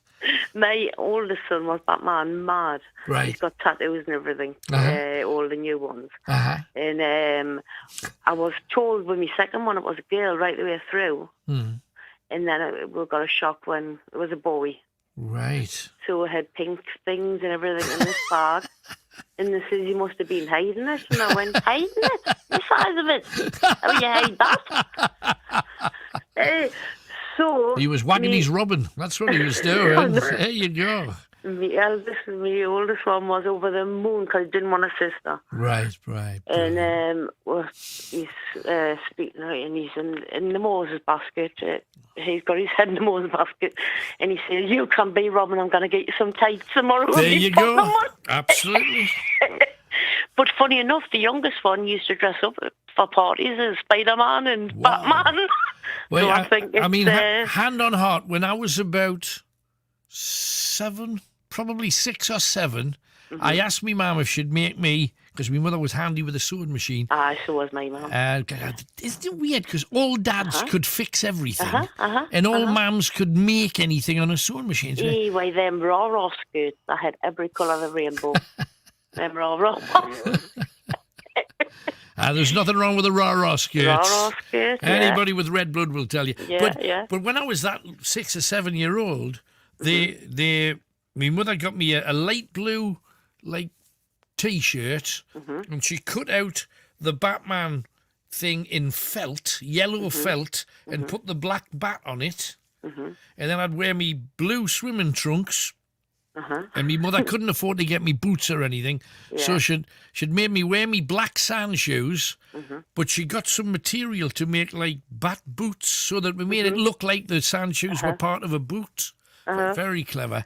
But And they used to then, didn't you? Just make your own and... everybody did. Nobody everybody. batted an eyelid. And, but I used to walk up and down the street asking people, "Are you all right? Can I help you in any way?" You know, the people in the street would look at you because this is the West End. You know, first of all, if I'd been the Joker, a villain, they'd probably have respected me more. They're thinking, that dozy little source. He's dressed as Batman again. It wasn't like car thieves were thinking I was going to pinch a car there, but little Batman's out, you know. Well, he used to, my oldest one, he used to wear the Batman mask. Yeah, me too, and the cape, the whole business. And when he used to get ready for school, I used to say, "What you got on? Your Batman things?" And he used to say, "Can I wear me black wellies?" I said, "No, not when it's this hot. It's boiling hot outside. You're not wearing black wellies." Isn't that the typical Geordie Batman? Put me wellies on. Me wellies on. Hey, God, he's mad. Listen, this is strange. My next door neighbour, right, she's 87. Right. I think she's just turned 87. And she's as bright as a button. She's had falls and everything before this. So I was speaking to her last Sunday. Right. So I went to bed, and it was about 2:10, but at 10:30 I had phoned her. Our doors are like facing hers. So all right. Yeah. I can see her actually getting to bed. Right. And she was locked up in the blinds at the front door, and that was down. Right. So it was about 2:10. And I heard bang, bang, bang, and I honestly thought someone was kicking my door in. So I'm waking him up and saying, "Can you hear why he's deaf?" So I say, "Is there somebody at the door?" He said, "I cannot hear now." So honestly, literally, they were nearly in the house. So he went to the stairs and he went, he says, "It's the policies." And I went, knocking here? He said, "I think they're next door." So I went down and said, she's deaf as well. So I'm braying on her, and I says, "What's happened?" They say she's phoned her earlier on. Right. And I says, "Well, she's in bed." I said, "I seen her get to bed." And they says, "Well, she's been on the phone. She keeps phoning me all the time." And I thought, "Well, she's as bright as out. You know what's going on here?" So a week before that, she had says, her son, she says, "I'm sure he's trying to put me in a home." So anyway, these policies went to, I said, "I've got our son's phone number." I'll phone him. He just lives at Chelsea Street. Right. So they phoned him and said it would be 10 minutes. Within that time, there was like response come then. Oh, my goodness. So they said, "We're going to bring you the door in." And I says, "Well, yeah, our son's coming. It'll be 10 minutes. No, within that 10 minutes out, could happen to her. Right? We could be saved her life, whatever. So they went to the car, mind you, they had the proper thing straight in the door straight away. They were braying on the door, but I was trying to phone it, was engaged, and the police woman was saying it's engaged. And I said, "I wonder if she's done it by accident." They said, "No, she keeps doing it all the time." So the night before, early on that, the day before, she was saying that there was a nurse coming to do her feet. Right. So you've seen the police for them run upstairs, and when she come down in the chairlift, she says, "I'm half asleep." I went, "Did you not hear them in the house?" And she went, "No." She went, "Before them on top of the bed, on top of it." And she went, "They just come to do me feet." 4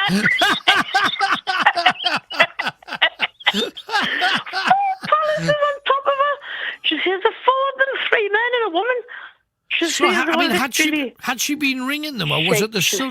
She went, "It's a load of rubbish. Nobody on God's earth has done it." So I'm thinking, is it him trying to get on this? But she's not having it. The police say it's not. But they fixed it. I say to them, I says, "I hope you're fixing our door for her, you know." I says, "Private." They says, "Oh, I've got the new locks and that to put on." But you know what time they said? The police officer said, "What time's your phone?" 10:30. And I says, "You have no laugh, aren't you?" I says, "It's nearly 2:30. Yeah, this is the thing. It's moved from, you know, when back in the day, and I know where it's dead easy to look over your shoulder and think that the world was so much of a better place. And let's face it, when you compare it to 2020, any year before was a better year. But with respect to the police and the ambulance, and I've got every respect for the people doing those jobs, definitely. but they used to be there in 5 minutes and 10 minutes. What the hell's going on where they cannot get... At 2 o'clock in the morning, you would think, well, it's not exactly like they're running around chasing villains. Nobody's out the house. Yeah. Well, my youngest brother, because there's 7 of us, I've got six older ones above me. Right. And there was a scrapyard beside us, and he used to be always jumping over there and getting parts for the bike when he used to build the bikes. So, do you know them old radios, the big massive blank things, my ma had one. Right. And when she used to turn it, you could get the police. Oh, yeah, yes, You absolutely. could You hear get the them. police band, definitely. And they said his name, so my mum was shooting, where's he? He's on the way. So she went, so he come in, he was sick oil. She went, get in there. She went, get your clothes off. I put the washer on. So he went and got his pajamas on. So the police officer says, oh, so you've got the washer on again. Oh, they're not daft. Tonsillitis, and he was sick of oil. But my mother actually, and I thought, that was it within seconds he used to be there. Yeah, and I thought, absolutely. you can't, do you know what I mean, dead quick. Yeah, yeah. I mean, if you need somebody to take you to hospital now, it's probably quicker for you to order a is. pizza and ask for a lift. I know. Why, me brother, he's on a taxi and he's got like contracts. He takes kids to school in the mornings. Right. And he phoned me about 9:10, and he was just the same one who used to go in for parts in the scrapyard. Right. So he phoned us and he says, are you in the house? And I went, uh-huh. He said, I think I'm having a heart attack. So he come around the corner. The taxi was parked in the middle of it, and honestly, I thought he's going to die here. Had him in here, I was thinking into the ambulance. He says, my arm's killing us, and that. Like, oh. So he was killed out on the stairs in the house. Right. So we phoned the ambulance and they were saying, put him on. Well, he couldn't speak. There wasn't that much pain. Right. They said 45 minutes. We were 2 minutes away from the QE anyway. Yeah. But they said 45 minutes. I know. So he thingied him in the car. Had him rushed in QE, and they says a big one he was having another one, and they had to rush him to the Freeman's for the stent put in. Right. But at 45 minutes. It's those kind of things, because there was a case, somebody rang Night Owls, and listeners who listen regularly will have heard the call. This guy rang in, I beg your pardon, it was a lady about her husband who'd collapsed on the street, and it was icy outside, and he was flat on the floor. And the person at the end of the phone would say, put him in the recovery position, we'll be there as soon as we can. 2 hours, 40 minutes later, and there's a guy on an icy street who's in his 70s. I cannot justify it at any level. You would have thought, well, surely you could have got a paramedic there, and if somebody could have took him in the car, just get his backside up to the hospital. God. You cannot rationalise it. And I don't want to, I want to be the last person to knock the NHS because they've gone through the mill in the last year. I just don't, and I understand that they're really busy. I get that too. But when somebody who's lived their whole life to get to the ages of 70, 80 and 90, they should be the ones we're putting first. Exactly, yeah. There's no way of saying it. So you've had your vaccination. Did anybody punch you like they used to do at school and say, no, not. there you go? I was in, and somebody says, oh, you have to hang around for about half an hour afterwards and that. And I went, why? So he's in the car to see where you are, right? And I went, So when I went in, there was like somebody at the desk. She had like all the thing on the computer, and the nurse was telling us which thingy I was having. Right. And then she says, are you waiting for a taxi? And I says, no, he's out. She won't get yourself away. So you didn't have to hang around for half an hour. And I said to him, So was that just in case you fell over or something, or you took a funny reaction? You got like a reaction, I think. But so I was in and out. That's good. But the people were asking, this lady was asking which vaccine, and I went, what's your... And that's what it was. She said she wanted the other one. She didn't want the Oxford one. Yeah, it's not like a wine list, you know, where you say, I think I'll take one of these. Anything else? You mentioned telly as well. You were going to talk about the telly as well, I gather. Me what? Telly? Yeah, what TV you were watching when you were a kid? What was your favourite? I used to like Starsky and Hutch. Oh, right, yeah. And my ma had one of them, them old-fashioned hair dryers, like in the shops. Yeah. Oh, the ones that you put your head in. Yeah, our local one was shutting, and they were there in the front taking the things back away. Right. And my mum was at the back doors of the hairdressers, and she said, I thought you had one for me for sale. She went, I had get it out while them at the front. So we're trying to put this in the back of the car. You can see where the lad from the scrapyard got it from. So, and do you know I'm thinking Heart? The Heart. I used to love that. My picture was actually short and I missed it. Brilliant. I missed it at tea time. And I used to like that with the little, what are they called again, them little men? Was it Morph? Morph. Morph. Yeah, absolutely. Yeah, I loved that as well. Top stuff. Hey, well, thanks for coming on. No Dot. bother. Right. Great to hear from you. Thanks Right, for calling. see you later. Take Bye, it easy. bye. Bye-bye. Do you remember Morph?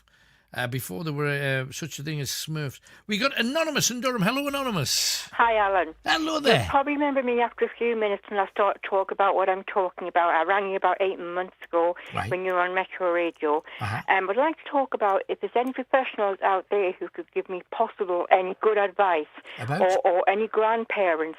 The reason is I'm looking to take my grandchild. Unfortunately, the child can't be with the parents. I wonder if you remember me now. Yes. This was about 8 months ago when the baby was born. Now, I went through all the red tape, such as like assessment, police checks, house checks, you name it. I did it, right? Yep. I prepared a nursery with the mother, which cost me nearly £3,000 because I was so excited about the baby coming. Right. I went through the birth with the baby. The local authority was supposed to do the assessments because they'd been dealing with the case since the girl was 16 weeks pregnant. They never did. Right. They were supposed to do it on me around about the same time to the run-up to the baby being born. Right. They never did. The parents have their solicitors. I have mine. I've even brought in my own private barrister, which I paid for myself. Right. We've gone as far as the assessment, which I had, which came back amazing. Good. I've had my police check. It's come back absolutely spot on. Good. Unfortunately, I have epilepsy. I wasn't holding nothing back. I was being open and honest. My GP came forward and was open and honest. But it's not a new thing. It's something I've had for 15 years, which is very well under control because I'm taking a number of medication for it, obviously. Okay. We went to court with everybody concerned. Even the child's advocate was quite happy for the baby to be placed with me. Right. And then we went to court. Everybody was happy, but the local authorities were not. They weren't happy with my assessment. Unfortunately, the social worker who did my assessment sadly passed 8 weeks after it was done. This wasn't an ordinary social worker who did this. This was a lady with degrees. She was something and a half, if you know what I mean. Right. She knew what she was talking about. Yeah. They haven't given me a lickings of a dog. I have proved everything that I have tried for that child. Then now, believe it or not, I'll come forward. I'm 57, right? Now, they're saying now, oh, you're too old to have this baby, and you've got epilepsy, and you're claiming it and a disabled benefit because you've got epilepsy. Alan, they can have the money. Do you know what I mean? Sure. I've gone into everything. I travel 20 miles every week for 1 hour with that grandchild. Alan, I would walk that. Do you know what I mean? Yeah. I've got 4 professionals in my family. One is actually a social worker, and we've got 2 school teachers. I've also got a damn good friend, 40 years plus, which is in the paperwork. She also has the Section 20. You know, how much more have I got to do? Right, but the bottom line is, the thing you're chasing here, though, Anonymous, is you would like somebody who can give you some advice on how to appeal against the negative assessment that you've got from the council. Yes, well, we're going to go through, unfortunately, because they're not happy, the local authority, we're now got to go through the whole situation again, which actually starts tomorrow. I've got to go through a 3-hour interrogation, which, you know, of the assessment again, the police check and everything else. Then go, obviously, back into court, you know, and we take it from there. But obviously, you know, I have done everything and more. But I'm sure that grandparents out there or professionals out there who've gone through what I'm going through at the moment, who, if there's anything else, they can advise me what I'm not doing. I'm begging for the help, if you know what I mean. Right, OK, well, let's see if we can find some for you, Anon. Thank you for calling. That was very coherent, very clear. Has anybody been in a similar situation, or if you're an advocate, or if you could give any advice that would positively help in this particular case? If we get anybody at all, we'll get straight back to you, Anon. Thank you for calling. Thank you so much for your time. You're welcome. Now, she needs your help. Can you help? 0191 488 3188. Somebody must have been down that road before. Age, should that be a barrier when you can keep a child in the same family? Which I thought would have been important, but what's your view? Piece of music, but just before that, let's talk to another international superstar like we do, because the stars come out tonight. Here's me having a chat with George Michael. Well, I'm a perfectionist in the kind of compulsive, not very good way, do you know what I mean? But it took a long time because I'm a perfectionist and because I wasn't finding it easy in general. And I think the strange thing about losing your ability to do something, if you've always had the ability to do it, is how it affects the rest of your life. You know, we all have a sense of purpose to a degree, but I guess I realised that there are two things I really need out of life, and one is to feel loved and to be able to love, and the other is to be productive. And I never understood how important that was to me because I'd always been productive, you know, in one way or another. And so now I can actually look at my ability to write songs and be appreciative of it in a way that I never was before it became so difficult, you know.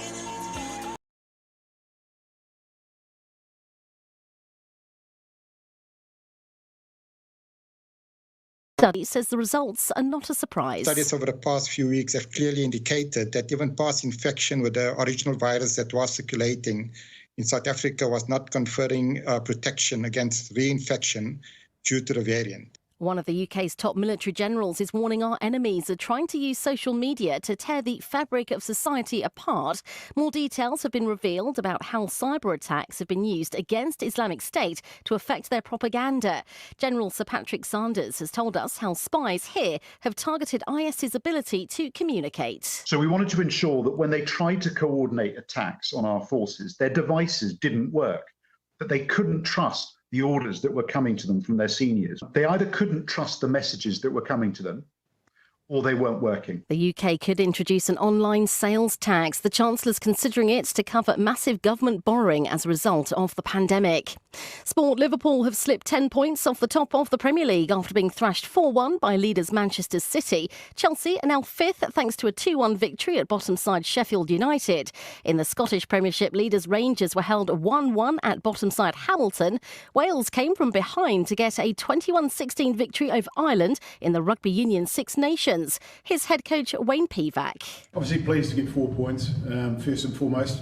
Game one, to get off to a winning start was very important. Yeah, we have picked up a few injuries and we're just sort of having a look at those now, and we'll make a better assessment tomorrow, but sort of counting the walking wounded after that one. And Serena Williams, Novak Djokovic and Dominic Thiem are all in action as the Australian Open tennis gets underway. From Sky News, I'm Tanya Snuggs. Thanks, Tanya. Alan Robson with you. This is, of course, Night Owls on Greatest Hits Radio Northeast. Second clue coming your way to get you the legendary Night Owls mug with, of course, Sue's amazing little beautiful thing, a memento of the show with a couple of owls on there, a big star, a moon in the sky, and on the end, a little radio with an aerial. Don't know whether you can make that out. Hope you can. So that's what you can get.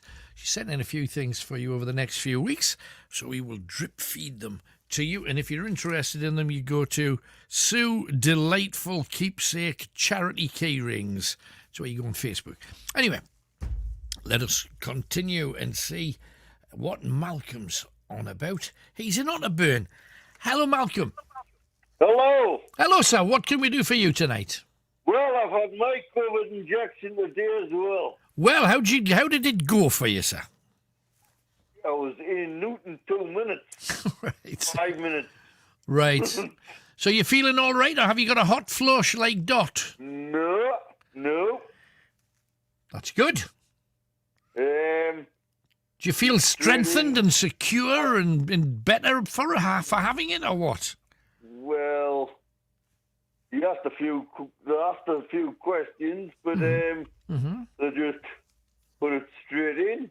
Right. I'm a type 1 diabetic, so I'm used to needles. Right, I see. So you're on, but you're on the list that needs a little bit of extra care. So they've progged you, so that hopefully you'll be okay now. What have they advised you to do? Stay in the house for a day or two, or what's the crack? Well, I haven't really said very much yet, but I've had it. I felt it actually going in, but they didn't put any alcoholic wipe on when they come up with a needle, No. Because I've got nothing in that line, so I don't know if you had the injection or not. No, I've not been offered it, and not had it. But I suppose it's going to come round for everybody. They're saying that they want most people to have it done by August, so there's plenty of time. Yes. Hey, well, I mean, it's... But I got gone through a blizzard to get there. Is it rough and not a burn? Aye, just a bit. Is it? Oh, that's not good. That's not what I want to hear. Got to get home after this. The rubbish in the dustbin. I've had to put the big boots on. Oh, no, not the big boots. Aye. I always thought that everybody in Otterburn had to walk around with their head down because you're so close to the range. Well, I've had to put the big boots on to get to the dustbin. Yeah, be on your backside if you don't. I had a prank caller on the phone this week as well. Oh, what were they on about? Well, he asked about you've had a crash and it was on a private number as well. All right. So you didn't know how it was. He said, you've had a crash on... I said, I don't think so because I can't drive.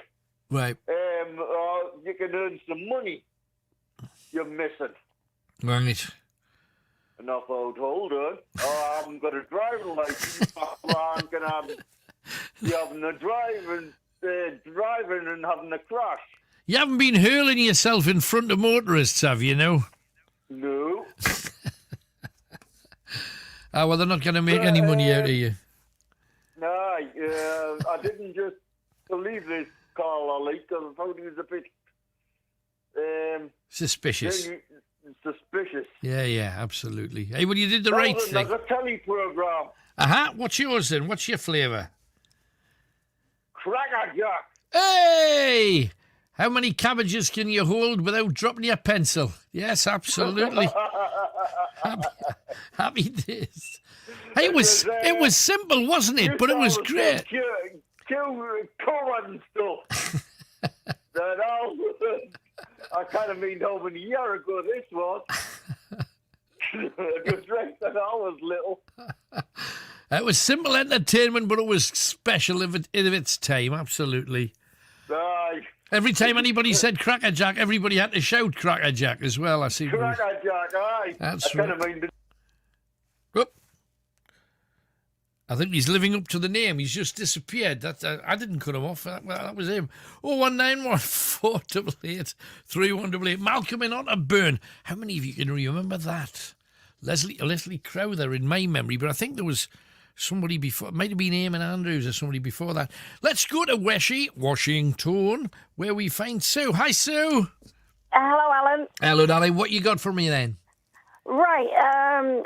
TV first, and then I've got quite a few funny stories that my mum has done in the past. Right. Right.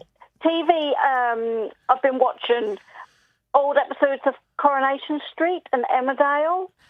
Can you watch older ones? Because if you watch older ones, then you've got to keep watching older ones to keep the storyline, don't you? Yeah, you still some of the storylines you cannot remember. You're like, oh God, I can't remember that happened. I mean, at the minute in Corrie, it's Deirdre with the fraud pilot, and she ends up in prison through him, doesn't she? I've never watched Coronation Street since my mum watched Ina Sharple, so no, not at all.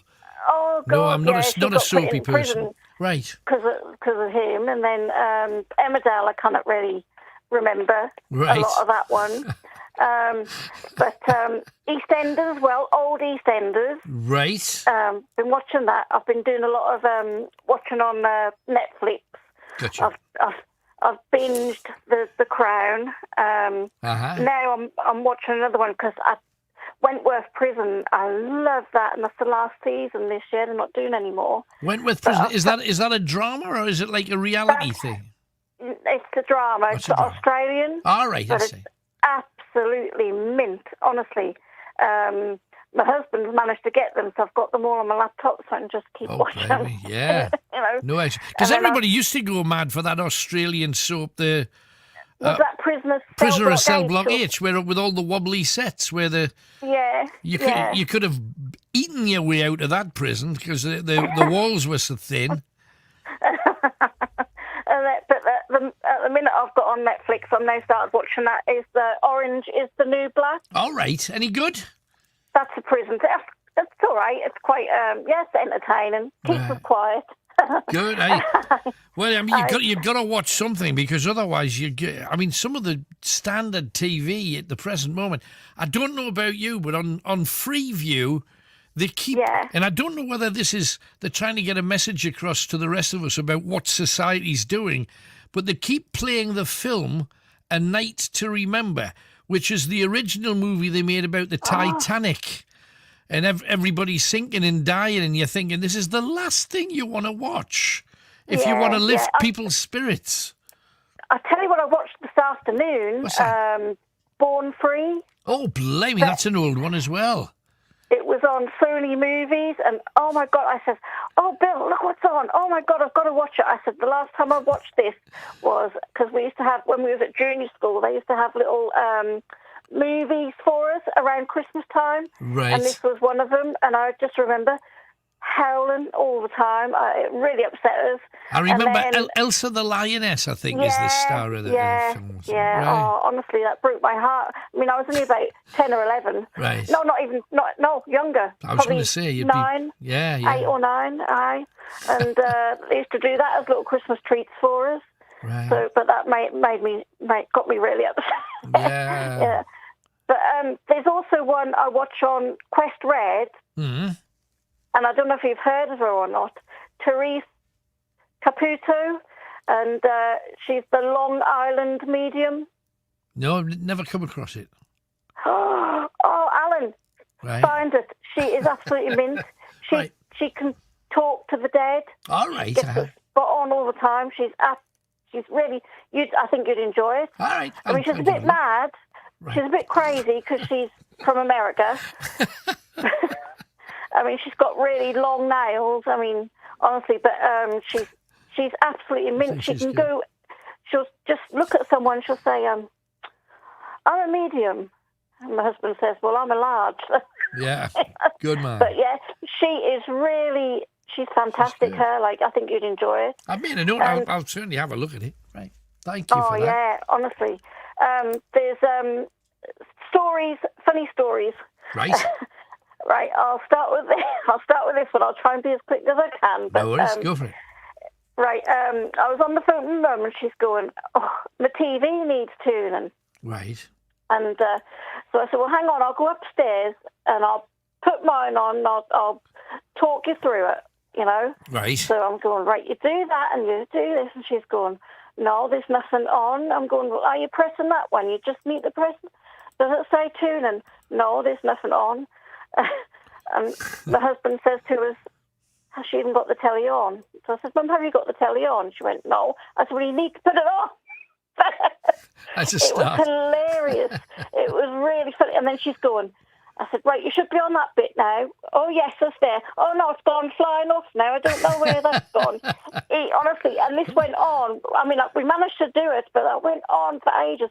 My husband said, "I wish we'd have recorded it, and that would have gone on YouTube, and it would have been a hit." Yeah, but because it was hilarious. He was killing himself for laughing. It would have gone viral. That's no question about it. Honestly. And then I was sorting something out for her with her bank. Mm-hmm. I think it was about the TV license or something. She said, "I'm still getting money taken out of my bank, and we haven't got to pay it." I said, "Well, I'll phone up," and I had a letter, so I had all the details on. Right. And I'm talking to the young girl, and she's going, "She has a overdraft." I said, "Oh yes, Mum has an overdraft," and she's going, how much is it? And I'm reading off the letter, and Mum's going, I haven't got an overdraft, because she doesn't know. I says, Mum, you have. Anyway, she put us on silent, and Mum's going, I haven't got no overdraft. I've never used it. And my daughter, she's laughing, and she's going, you realise they can hear you? And I said, Lizzie, they can't, can you? Because my mum, she was like, I haven't got an autograph. I don't know what she's talking about. An overdraft. I don't know what she's talking about. And my daughter says, yeah, they can hear you. You can't hear them, but we can hear you. Because she works in the call centre. Yeah. So they can hear what goes on. But the funniest one was the other week, and because we've got this echo show thing where we can talk and that's on a screen. All right. So I don't even have to pick up the phone. Right. And she's going, we just talk about anything, and she's going, oh, what are you having for your tea tonight? Oh, blah, blah, blah. I said, what are you having? She said, I like wedgies. I'm going, oh, you're going to have wedgies, are you? And she said, yeah, I'm going to have wedgies and fish fingers. And I said, I'm laughing. She's going, what? I said, do you know what a wedgie is, Mum? She said, of course I do. I'm not stupid. I said, you do know what a wedgie is? She went, yes, and I've had one. And me and Bill were laughing. I said, really? She went, yes. She went, she was shopping in Morrison's with my brother. And she just brought these new knickers, and they was a bit big for her. Dear. So she said, my brother was just laughing. She said, Nick, hang on. She said, my knickers are full. So she put her hand down her trousers and pulled them up. And she went, that's it, Nick. That's it. I've got a wedgie. They're not coming out of there until I get her. Oh, dear. Hey, you got to be careful with that woman. My goodness. She's a handful.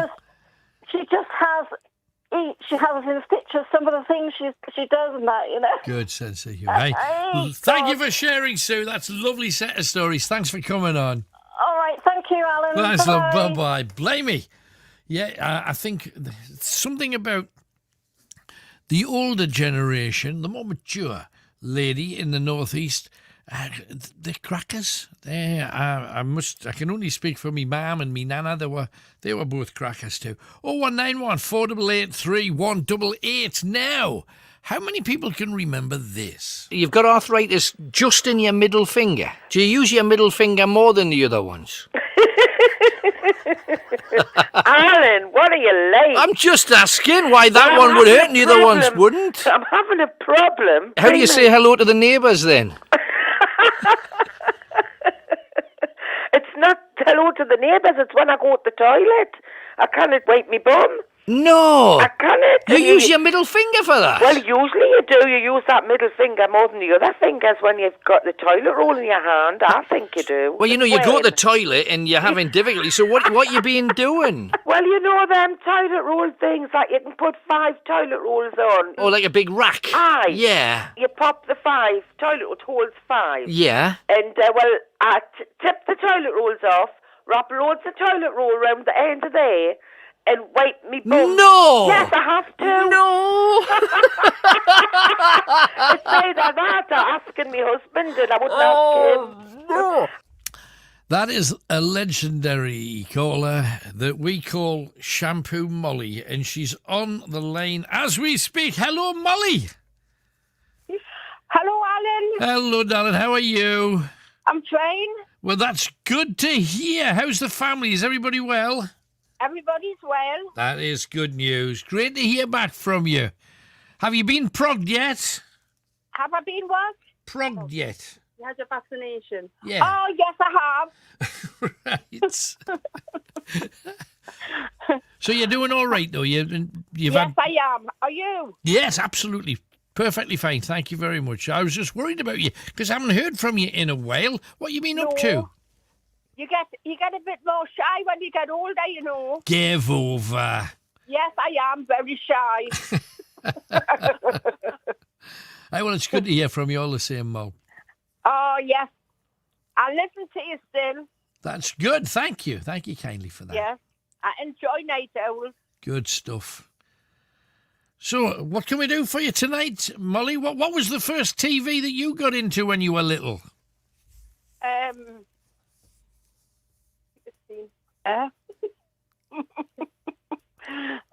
can't think.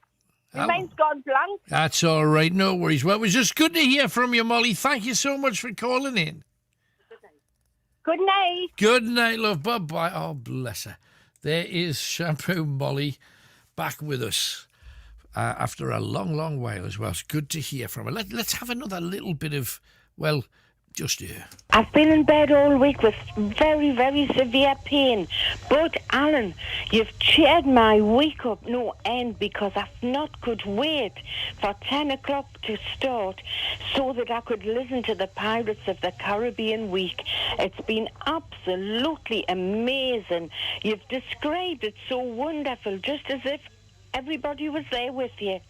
Well, you were, Molly. Thank you. Oh, it's been absolutely lovely. I've enjoyed every minute of this week. I enjoy all your shows, but this has been really special. It's been wonderful. Well, just as you said that, a forked streak of lightning has just fired over the sea directly in front of me. So. Oh, never. That was amazing. I mean, we've got no rain here. It's been beautifully hot all day, but an electrical storm out to sea has just kicked off. It's almost like a firework display to bring to an end our time here. There you go. Shampoo Molly's followed us around planet Earth when we've been doing various specials around the world. I think we were in Bermuda or somewhere bunny and warm at the time. 0191 488 3188. Get your calls in. Let's go to Catterick. We mentioned the word ghosts. It has led Dawn to give us a call. Hello, Dawn. Hi, Alan. I was just hoping to hear more from Molly. So tell us your story. What's happened in all things ghostly and strange then? Right. It's not in Catterick, actually. My husband was in the army. Right. And we lived in Nuneaton. A nice new quarter. No wrong with it. Right. And we retained the quarter so that my son could finish school. Mm-hmm. It was denied. And my husband got offered a quarter in Cologne in Wiltshire. Right. Laurel Drive. Mm-hmm. Anyway, we appealed. We got to keep the quarter. Good. My son finished his education, and then we had to move to Cologne. Right. That's where it starts, Alan. Honestly, the first time I pulled up outside the house, the kids are all excited. I'm thinking, God, what a dumb night. Right. They get out the car. I went to my husband. Chaz Jace, it's haunted. Oh, how could you tell? How could you tell so soon? I'm not psychic, Alan, I know, but I just thought, ooh, I don't like this house, right? Yeah, you just start so he's feeling. like, oh, shut up, man. So anyway, the first night we're there, footsteps on the landing. I thought, all right then. Then it sort of escalated. The lights turning themselves on and off. Hit the switch. You could see it. And my husband got posted to the Falklands while we were there. Right. For 4 months. Oh, honest. 2 o'clock one morning, my son's high five, full belt. Oh. Right. He's 17, by the way. Right. Him and my 12-year-old come darting into my bedroom, jumping in the bed. Because I'm shouting at him, get the music off, man, the neighbours. Yeah. He's like, Mum, it wasn't me. He's like, I can hear footsteps and the doors open and stuff. And I thought, well, they do, but I haven't told you that. Right. So they got on my bed. I thought, this is ridiculous. Obviously, I slept downstairs with the lights on. And it was just... Did you get any story from the place? I mean, had I'm there going been... to come on to that, Alan. Oh, good girl. Come on to it. Go for it. So anyway, one of my mates was babysitting one night because a 17-year-old was working. And she went, your house is dead noisy, Dawn. I went, what do you mean? She went, this weird noise from your kitchen. So I tapped my ring on the table and I went like this. She went, aye. She went, what is it? I went, I don't know, but I think the house is haunted. She went, oh, cheers for that, pal. She went, if I hadn't had that, I wouldn't have sat here, you know what I mean? So, drops me younger son off at school one day, comes in, the loft hatch is open a couple of inches. Oh. Husband's away, you can imagine what I was like. Yeah. And I'm just like, when he phoned, it's the wind. I was like, well, we've lived in many houses and the wind has not moved a lot. Yeah, how many people's hatch moves when it gets windy? Exactly. My thing, right the way through my life of realising that ghosts are real. And that's just my opinion. People don't have to agree with it. But from the moment that I discovered, because I used to slag people off for talking about ghosts until I saw one.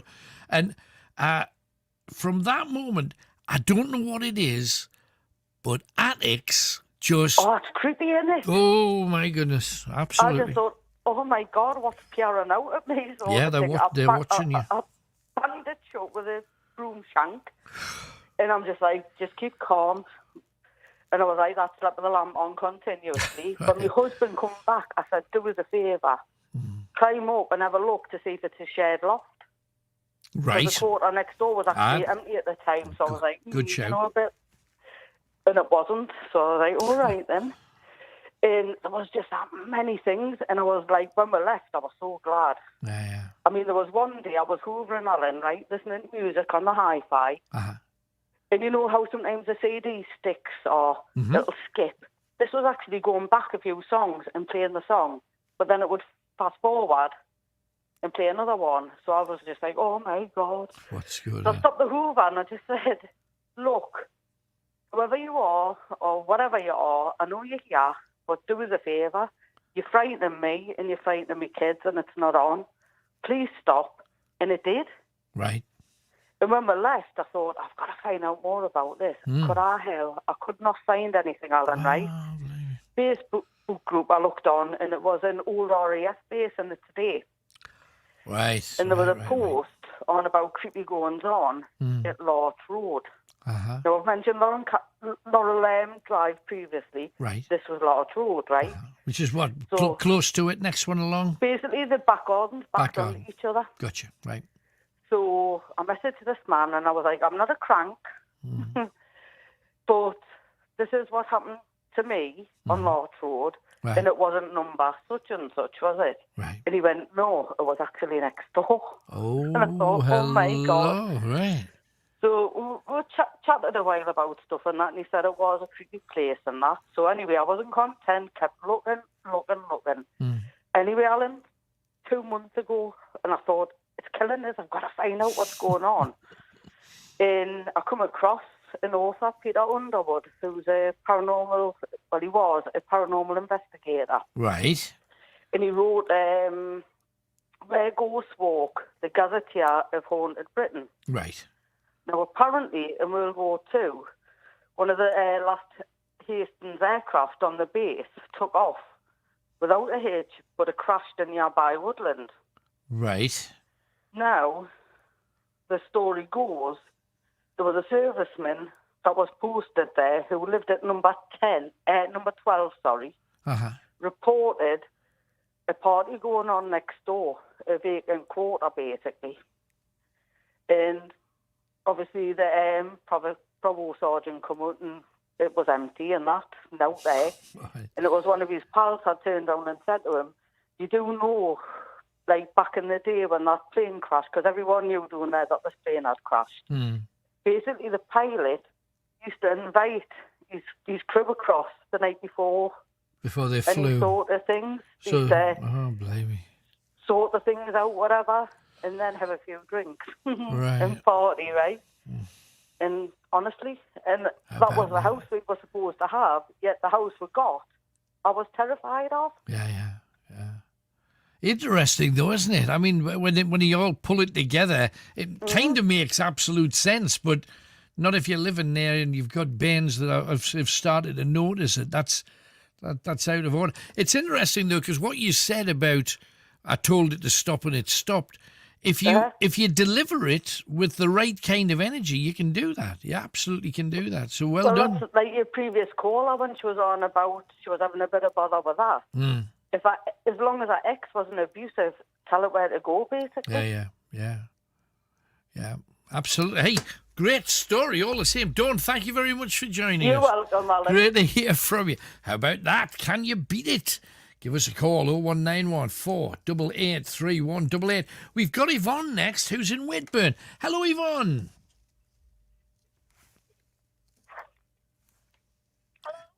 Hello? Hello, Yvonne? Yvonne? Not happening. We shall maybe try again. No Yvonne there. 0191 488 3188. We've been talking about many things, and I've got another little clip of a celeb. No music coming up. This is just a very short clip. I don't know whether you heard over the last 24 hours, Engelbert Humperdinck. You may remember massive hits with There Goes My Everything and Please Release Me, Let Me Go. All of those big songs from when I was a kid.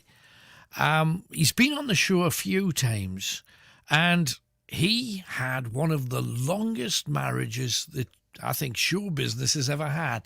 He's been with his lady wife for over 70 years. And she's in her 90s, and sadly, this week, she passed over. And we send love to him and his family. And yes, Engelbert and I having a chat about such things. I also need to know the secret of your success with the ladies, because, yes, you had this amazing career where you've driven women who in some cases are 1,000 miles away from where you are. You've driven them wild with passion and desire, and yet you've managed to stay married to the same lady since 1964. That's right. How? How can I mean, she will have been saying all of this going off and trusting you like any good couple would, but blimey, the temptation you must have had. What a stoic gentleman you are. Well, it's a thing called love. And I know I have misbehaved along the way sometimes, but that's part of growing up. But you really have to know where your true love is, and it was with my wife. Yeah, and thus it has been proven. Well, congratulations, because I mean that is especially in the music business, which is renowned for a zillion pitfalls. It's an amazing thing. There you go. Just just lovely to hear somebody feeling that way about his lady after so many years. We tried to get Yvonne before. Let's have another go. Hello, Yvonne. Oh, there she is. Hello, Yvonne. Can you hear me? Yes, I can. Oh, I'm here. Hello. What can we do for you, Yvonne? Hiya, Alan. Are you all right? I'm from Wickburn. I'm good. What can we do for you, darling? I'm a friend of Ian, and he hasn't been very well. I don't know whether you know. Right. No, I hadn't. What's the matter with him? He had a toe amputated because he's got diabetes. Oh, blimey. I'm sorry to I hear. just wanted to send him my love because he doesn't live in Wickburn now. Oh. And just all of me friends and everybody, and make a few dedications to people because of all this depression. Right. It's just to say I've suffered with it for 43 years and never ever give up. Just hang on to all of your friends and do what you can to wade your way through it. Absolutely, you're quite It's right. an absolutely terrible, terrible thing. Right. You can be out with a lot of people and still be lonely, No, I absolutely. To be honest, some of the loneliest people in the world have got a family around them. Just they go to that awful place, and they can't break free of it. It's awful. And, I hit the drink I've gradually come off it. Good girl. But it's not the answer. But I've got a lot of very good friends and relations and everybody. Right. And I wanted to send me love to John Hayes' wife, Irene, because I worked for him when I was 17 and I'm 68 now, and he was the loveliest man you could ever wish to meet. Nice fella. Absolutely. And just all of my friends and my relations and everybody. And my mum's 92 next month. Oh, blimey. Well, give her me love, and thanks for coming on, Yvonne. Stay strong, lass. I'm trying to. I haven't been. How's Gaza doing? That's what I want to ask you. Say again? Gaza, how's he doing? As far as I know, he's fine. He's up and down because that's Gaza. But as far as I know, he's doing okay at the moment. We wish him well. I've never heard anything about him in the news or anything, No, he's kind of keeping his head down, which is a lot of people would say about time, but he'll be back. There's no question about that. But lovely talking to you, Yvonne. Thank you. Okay. Love to all the night owls and everybody that's lonely. That's lovely. Absolutely. Thank you for calling in. How about that? Really nice. This has just come in from Chris. Hi, Al. My dad told a great story about your first clue tonight. My uncle used to be a disco DJ back in the 70s, and he asked my dad to stand in for him one night. So my dad's there spinning the old wheels of steel when some fella comes up asking for that Chris Montez song. My dad said he'd never heard of it, to which the fella said, "It's only number one, mate." Yeah, it was number one. And he's put some jokes in for you just for good measure, so let me share a few with him. This is Chris the Truck, of course. What's the difference between a hippo and a Zippo? One's really heavy and the other is a little lighter. Oh, very good. "I stand corrected," said the man with orthopaedic shoes. A guy goes into a pet store to buy a goldfish. The salesman says, "Do you want an aquarium?" The guy responds, "I don't care what sign it is." Brilliant. And will glass coffins be a success? Remains to be seen. Very good. Thank you, Chris the Truck. If you've got some gags, share them. We could always do with that. But let us... Oh, hang on. I think it's time for a little piece of music and a quick break. So we're going to talk to Craig and Peterlee about his dinner, because he's teasing me with it, and also something spooky he's caught on video. But just before that, Nick Kershaw. All the stars come out. It's at night, because it's the night, that's what I'm saying. Nick Kershaw, nice lad. We talked to him about him quitting the business briefly. I stopped making records in '89 for a while, for about 9 years, and I just sort of wrote and produced for other people, but then got sort of bored again and started making records again in 1998. Massive hits that went round the world, featured in films. The Temptation would have been... I wrote that. Hey, everybody, that was mine, that one. Chesney Hawkes, the one and only, for heaven's sake. What a song. And yet we never heard from Nick Kershaw. You just beatled on behind the scenes, doing your thing. Backing vocals with George Michael on an Elton John massive hit. It's just... You mix in fine company and you write great songs. How can you, though, after all of these hits and knowing that you still had the gift to put a great song together, how did you just quit? I didn't. It wasn't. I didn't think of it as quitting. Really, I was just kind of trying something else. It was. I mean, I was half pushed as well in '89. My record company decided they didn't like me anymore. Right. And I had the choice of getting another deal or doing something different. And I thought, well, let's do something different. Let's try this for a while.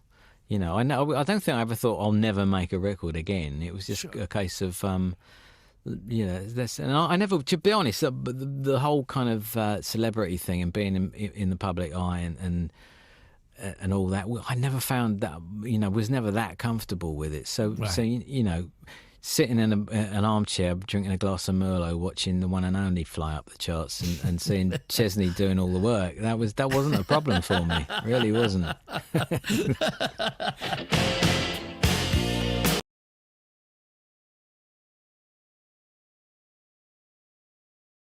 Lee, who just seems to be completely and totally fascinated in upsetting me when it comes to food, because anybody will know I've been here on a Sunday for this show for about 12, 13, 14 hours up to this point, which means I didn't get a Sunday dinner today, and it's a sacrifice that I'm quite willing to make for you to make sure that everything that we put out is not just good, but absolutely super grand.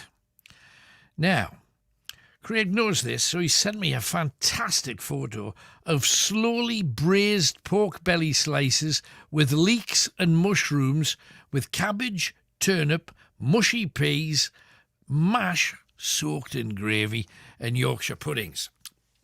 You can tell I'm almost drowning in saliva as we speak. And Craig's on the other end. Hello, Craig. Hello, Alan. How are you? Well, I was all right till I saw your dinner. Well, you're more than welcome. Mind you, I must say, I cannot personally get away with pork belly.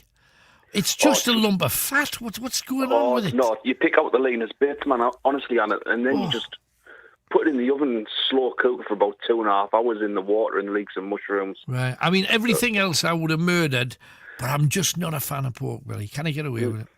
Oh, well. Hey, that just means more for you. That's all. Yeah. The I'm ringing up. I sent Chris a video from my dad's final farewell. Right. Basically, into the video, about 30 seconds, you actually see a feather fall from a drone. Like, the drone footage, there's a feather falls in front of the drone. How great is that? And then further into the video, when the cars is going into the crematorium, there's a dove what flies by. You can't make these kind of things up, can you? That's amazing. Nah. Yeah. Honestly, when you watch the video, Alan, it's such a moving video. It just literally pulls at you. No, I bet. We got... Did you feel he was there when you were... Oh, 100%. He was there in the crematorium as well. Right. But the thing is, we got 2 buses involved with his final farewell. Right. His first bus he ever drove when he first started bus driving. Yeah, brilliant. To the last bus company he drove for was National Express. Right. And which I kind of thank, we got both buses into the street. Right. On the National Express, I'm choked up here. Yeah. The National Express coach on the digital display had actually said, "Rest in peace, Graham Mason." Oh, that's fantastic. What a beautiful thing to do. That is really special. The hearses went out with the funeral car, followed by the 2 buses, and followed by the cars. The 2 buses followed us all the way to the crematorium. Oh, that's lovely. What a lovely thing to do. That is going the extra yard for a bus company to get one of them made especially for him. That's really nice. It was just fantastic because he got his driver's badge made into a wreath as well. Right. Thanks to the lads who used to drive at Durham Travel and OK Travel, where my dad used to work in United because he lost his badge there. Right. And they managed to get his badge made up in a wreath, which is totally heart-touching. No, it honestly. Is, absolutely. I mean, what's the rules with numbers of people there? Were they allowed in, or what's it? No, the thing is, there's only 15 people allowed in the funeral, which is like family members only. Right, gotcha. Which is horrible. So my mum, she paid, I can't remember what she did pay, but she got the web address, and basically they give you the web link. Right. And they record, when we go, obviously they record the full funeral inside the crematorium for them to share the web link out for the people who wanted to see the funeral, who couldn't make it. Yeah, it's just not the same as getting a cuddle off your pal. So that's the thing. It's not. Honestly, I cannot thank Bennett. Can I mention the funeral home? Of course you can. Go for it. Bennett's in Blackhall Colliery. What a family-orientated funeral company they are. Good. They couldn't have done enough for what they did for our family. That's great. That's good to hear. Good to hear. Sorry again for obvious reasons, but hey, it seems to have been a beautiful and memorable time. But guess what? It's my birthday today, so happy birthday to me. Happy birthday, blimey, pork belly and nosh. Can I go wrong, man? Hope you've had a good day despite being locked in prison like the rest of us. 8th of February, so basically my birthday went at midnight, so I've officially my birthday day today. Right, well, you enjoy it. Squeeze the juice out of every second, Craig. I certainly will. Lovely to hear from you. Thanks for coming on. You too. Catch you soon. Take care, man. Bye-bye. Superhero is Craig. Top man. Did an awful lot of stuff for Cash for Kids as well. Quick piece of music. Blimey, we're a piece of music as well. Let's have another one. We got Simon. Hang on, Simon's just sent something in as well. Craig's step/adopted son, it was his dad's funeral where he phoned us. His dad was a bus driver. Was my son's best mate growing up, and Craig's mum works with my lass's daughter. Got a story or two about my son and Craig's. Oh, it could be trouble coming on in Peterlee. Quick piece of music, a few adverts, and then we'll get the news and we'll have a chat, shall we?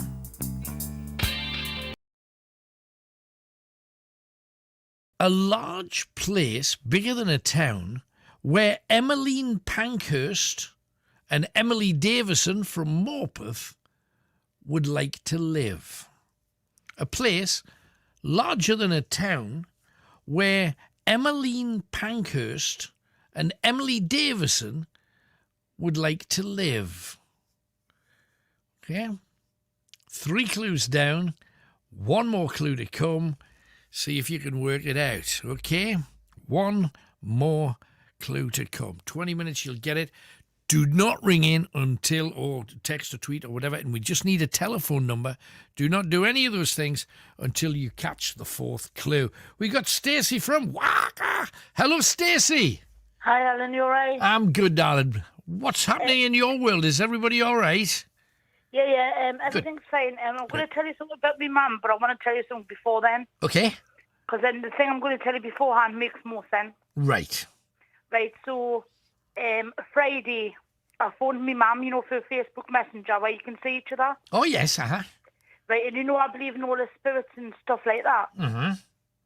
And there's been a number of occasions I've spoken to in the past about seeing things with my mum. Right, yes. So you'll understand it more when I tell you the full story. Right. So anyway, I was speaking to her over the phone face to face. Mm-hmm. There was only her in the house at this time. Right. And the back of the settee. Yes. Like, as you sit on the settee, you can see the back of the settee, like maybe just under your shoulder. Uh-huh, yeah, of course. Right, well, I was just talking away to her, about random stuff, and all of a sudden I saw this. You know when you see your own shadow? Mm-hmm. Well, I could see the shadow on the back because she's got cream walls. Right. And I could see the shadow walking dead slowly. Like, on the wall. Mm. Technically it wasn't on the wall, but I could see on the wall. Yeah, yeah. Walking dead slowly. It looked like a man, and his feet were where the top of the settee started. Right. Uh-huh. And he walked slowly across the wall from one side of my screen to the other. And then I thought, maybe it's just someone's reflection, like someone's shadow. But then it walked back again, but it looked like it had turned around to walk back. Right. So I thought if that was a reflection, it would have done the same thing. It wouldn't have turned around and come back again. Right. No, it would have gone in that direction, only in one direction, right? Now, I saw this obviously the same phone call, I saw it about 10 times walking backwards and forwards. Right. And now Kevin, he's a non-believer at all. Uh-huh. He's not a non-believer, but he just doesn't... He's not seen anything. I understand what you mean. Now, I showed him, I says, Kevin, come and have it, because my mum says, oh, you're joking, Stacey, you're just being stupid. Because my mum's a non-believer as well. Right. Now, when Kevin came in and had a look on the phone, he seen exactly the same. Right. And he says it looks like a soldier. Because my mum lives just off, I don't know if you know Walker. Yeah. But my mum lives just off Walker Road at the top end. Right, okay. And he said something about, the Roman walls in Wall's End. Uh-huh. I can't say the word, it's called Segadugum. Segadunum it is, yes. You got close. Well done, Stacey. And he thought it was a soldier. What, like a Roman soldier kind of thing? Aye. Right. Because I thought it was my sister first taking the mick. Right. But then if it was my sister, you wouldn't be able to see his legs. Right. Like if it was a human's reflection. Good point. Their reflection would be behind the settee, you wouldn't be able to see it. That's true. So what I'm going to tell you now is it all makes sense. Okay. Now, I don't know if I've told you about my mum have to have an operation. No. What's up? Right, my mum collapsed about 3 years back on the West Road. Right. Uh-huh. Thankfully, she was helped at the time, and she just brushed it off while she was working. She's a full-time carer now. Right. And she was having accidental falls. She was getting hot and cold flushes, as you do as a woman. She didn't think anything of it.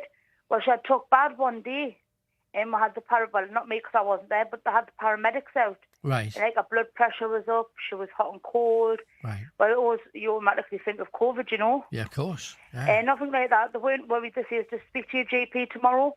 Well, they had got a second opinion from the GP at the hospital. The doctor at the hospital, and his nurse, and he says, no, he says, I wanted to come into an I forgot what you call it, an outpatient's appointment. All right, yes. Tomorrow morning, because this was during the night when the paramedics come, you see. Right. And my mum doesn't like to put onto people. She's worse than me about putting onto people. So, she went into hospital at 10 o'clock on the following morning. And it all comes to all, she's got a 15-inch cyst on her left ovary. Oh, blimey, right. So she's been doing, this was maybe the beginning of January. They've been doing, a few tests and stuff like that. Right. So she was in hospital for 4 days. When she was when she went to the hospital, they kept her in. Right. So they allowed her to come home, but they says I'll give you emergency surgery because the cyst is tumorous, but they don't know if it's cancerous. Right. Okay. So yes, Well, right. I got you. I automatically thought, we don't need another person to get get cancer, within 2 years, because it's obviously me as well, Sure. So anyway, they had phoned, should they let her come home, like on antibiotics, so they got an emergency appointment with the COVID and that. They didn't want to keep her in hospital. Sure. So anyway, so they phoned her up. She went for a pre-op on Thursday. And they had phoned her up on Friday because she was meant to get it on the 16th of February. Right. So, like, it goes in plans, like, she's got to have a pre-op, then she's got to have a COVID test, and she's got to isolate for 10 days. Right. To have the operation, you see. The QA gates it. Now, they phoned her up on Friday morning, and they says to her, there's been a cancellation, and they had, like, done other scans, and they says, we need you in beforehand. Right. So come in on Monday, come in on Sunday, for to have the operation early Monday morning. Right. Now, when I've spoke to you in the past, when I've told you about my mental problems, I've always seen my granddad. Right. Like when I've tried to take my own life, I've saw my granddad in spirit. Yeah. And he's always always stopped you. Right. Aye.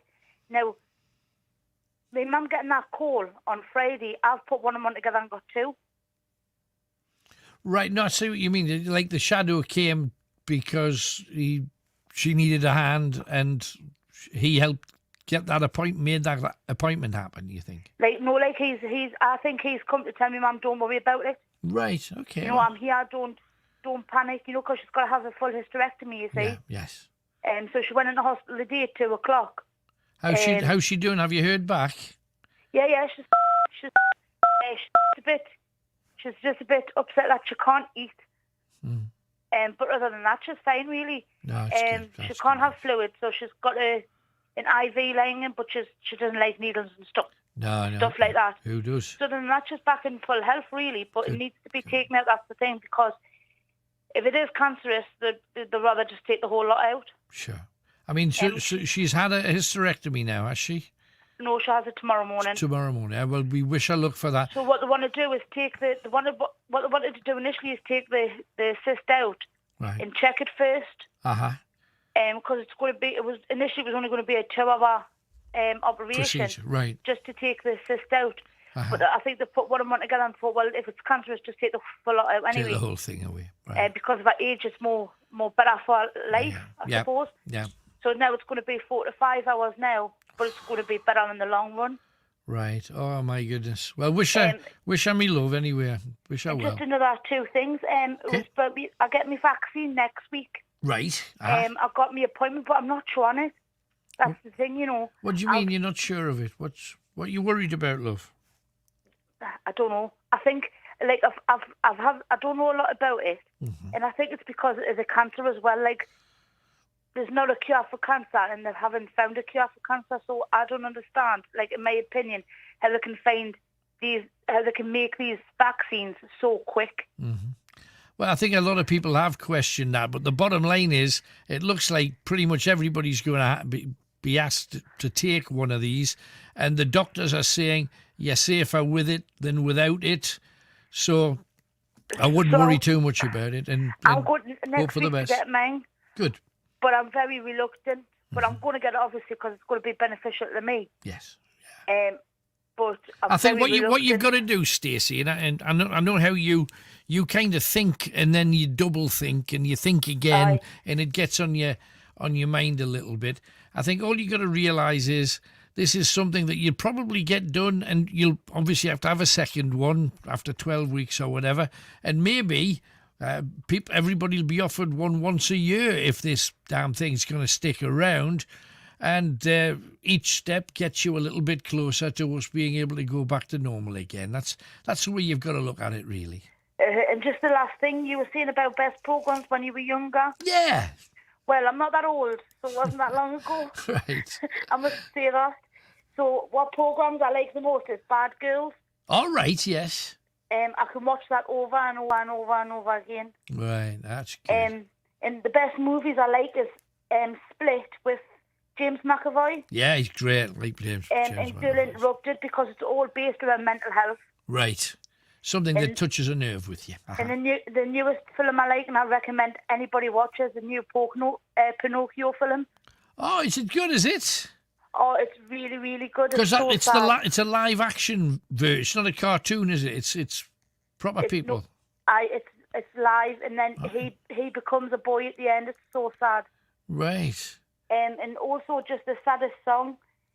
No one's really said about saddest songs. I haven't listened all night, to be honest. I've only listened since 11:30. Well, we haven't been sad much. So what's the saddest song then? The saddest song I've heard is most recently, because I don't usually listen to sad songs. Right. Is Michael Bowles and Captain Sir Tom was. All right. Yes. Never Walk Alone. But when I heard the news the other day, I was listening to it on replay, and I was sobbing my eyes out. Bless you. And that's the saddest song I've ever heard in my life. Right. Hey, well, thanks for coming on. Lovely to hear from you, Stacey. Love to your mum. No, but I will do. Thanks, See you darling. soon. Bye-bye. Oh, my goodness. Talk about a family that's been through the mill. We wish mum all the very, very best indeed. Okay. Stanley Elvis is with us. Oh, hang on a second. Easter says, oi, oi, Savaloy, you cannot whack a bit of porridge. Ronnie Barker, only fools and horses are auf Wiedersehen pet. Mega TV. He says, can't argue with that. 01914 888 3188. Mark's been on as well. It was his birthday on Saturday. Happy birthday. And he says, the neighbour in the flat next to me has been coughing non-stop for over a week. I'm a bit worried for me and the rest of the people in the other flats. What do I do? Well, he's in the flat next door, so let him get on with it. He might be isolating for a week, so he's going to get the odd cough. If he's got flu, he's going to have the odd cough. If he's got a cold, he's going to have the odd cough. And he's not in your building. I mean, not in your room anyway, not in your apartment. So as long as he's in his own, let him have a cough and hope he gets better soon. 0191 488 3188. Elvis is in the building. Hello, Elvis. Hiya. Hello, mate. Porridge with a mountain of honey in. Right, it's always a good idea when it comes to the throat. I actually do love me porridge. Right, there's three things I want to talk about tonight briefly. Okay. First one is, I'm a bit embarrassed to say this, and I'm a bit ashamed when I'm going to say it first. Okay. I was in my local Aldi and Stanley yesterday morning around 9 a.m. Right. I was out on the bike. I didn't go far, only a couple of miles. I thought I had to get a bit, I needed a bit shopping anyway. Right. So long story short, I chained the bike up, got me shopping, went down home and come back up for the bike. It was chained up. Right. And I was really on edge because earlier on yesterday morning, there was one or two people hanging around my bike, and I kept my eye on it, and I thought I shouldn't have left it even though it was chained up. And I got me a few bits and pieces that I bought for over the next few days. Right. And I stood by the queue, and this old woman says, "Excuse me, there's a queue." And not her fault. I didn't swear or anything like that. I says, "See, there's a queue there, Pep. Thanks for telling us," as if I didn't already know. Right. So I was a bit out of the water, and I just wanted to publicly apologise. Right. You're a bit sharp with that. You didn't need to be. Really. I was very abrupt, and I was just. I know this is no excuse whatsoever, but I'm really edgy. I'm very protective of my bike. Yeah, I know that. Right. Very protective, and I was banging out the water, and just in case there's any comebacks, I just wanted to publicly apologise to this old woman, whoever she was. Right. I didn't recognise her. I presume she's from Stanley. Right. I didn't recognise her. I just lost it, and I was a bit out of water. She'll be listening and pushing pins in her voodoo doll just as we speak. One other thing as well. Second point is. I've been doing a bit of research online today about the famous Sun Studios in Memphis. Right. Where Elvis literally walked in off the street and recorded his first song with his mother's birthday before he became famous. Right, And I've been looking into the prices, and I would love to go there in about 2 years' time, depending on how my savings go. Right, And I would actually love to record there. But they reckon that try to avoid peak times of the year, like Elvis's birthday, the 8th of January, and the 16th of August, which is obviously the day he died. They're the peak. So sometimes you get there at that time of year, you've got to book up for months in advance. Oh, blame me, right? So I'm gonna try in about 2 years' time, if my savings go to plan. I'll try and go in May or June time. Great. Let's hope the world's back to normal by then. Hopefully it depends. You're right. It all depends how the pandemic pans out between now and then. For sure, absolutely. And there's a hotel complex directly connected to Grayson, I think. Right. And it's only the studio is only from From Grayson to the famous studio is only 7.5 miles, I think. All right. And from the Memphis International Airport, it's only 4 miles from Grayson. Right. So, there'll probably be there'll be a shuttle. Some sort of package holiday. Yeah, well, there'll be a shuttle anyway from the airport into the city. That's not an issue. You'll not have to. I'll look into a package holiday so I don't have to travel, hopefully, much, because I don't drive, as everybody knows. Right. And the prices, actually, the prices over there are cheaper than I thought. Mm-hmm. It sounds like a lot in American dollars. It's $1,000 for 5 hours. Right. Which works out at £728.99 in British money. And it depends that's actually not too bad, because I've also been looking at the famous Abbey Road studios, and they're charging a lot more. Yeah, absolutely. And also depends on the rate. If the rate between the dollar and the pound changes, it might work out even cheaper. Yeah, it depends what the rate is at the time, I suppose. Yep. Hey, well, good luck. It's all exciting.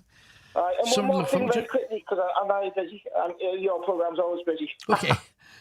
So I was talking to my sister the other day, the one that lives in Essex, and it turns out, you know how I'm always banging on about my medical condition? Yes. And I mentioned in the past there's believed to be 3 families with the same rare genetic disorder. Mm-hmm. Well, I found out the other day from my sister there's one of the families somewhere in France with 2 boys with exactly the same genetic makeup as ours. Exactly. So there's only believed to be 2 families in the world, and one other family in the islands, somewhere in Southern Ireland, I think, with similar but not exactly the same. Right. So apart from that family in Ireland, there's only one other family in the world, in mine as well, believe they have the same rare condition. And I'm actually debating whether to go to the media about my story. Well, why not? Give them the chance to do it. You're 3 in millions, aren't you? Really, that's incredible. Literally. But there's one thing putting us off.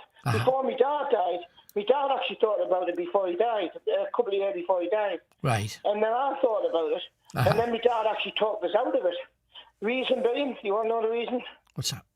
He says, because I'm very well known to start with, I could leave myself open to a whole load of abuse. Which I kind of get abuse on not on a daily basis to start with. Because I'm well known, I could leave myself open to even further abuse, so I don't know what to do for the best. It's just you're prepared to do things, and you don't care what other people think about you, and that's the best way to be. What's it got to do with anybody else? How you entertain yourself? And you're right, I don't care. I'm pretty broad-shouldered in the literal sense. Right.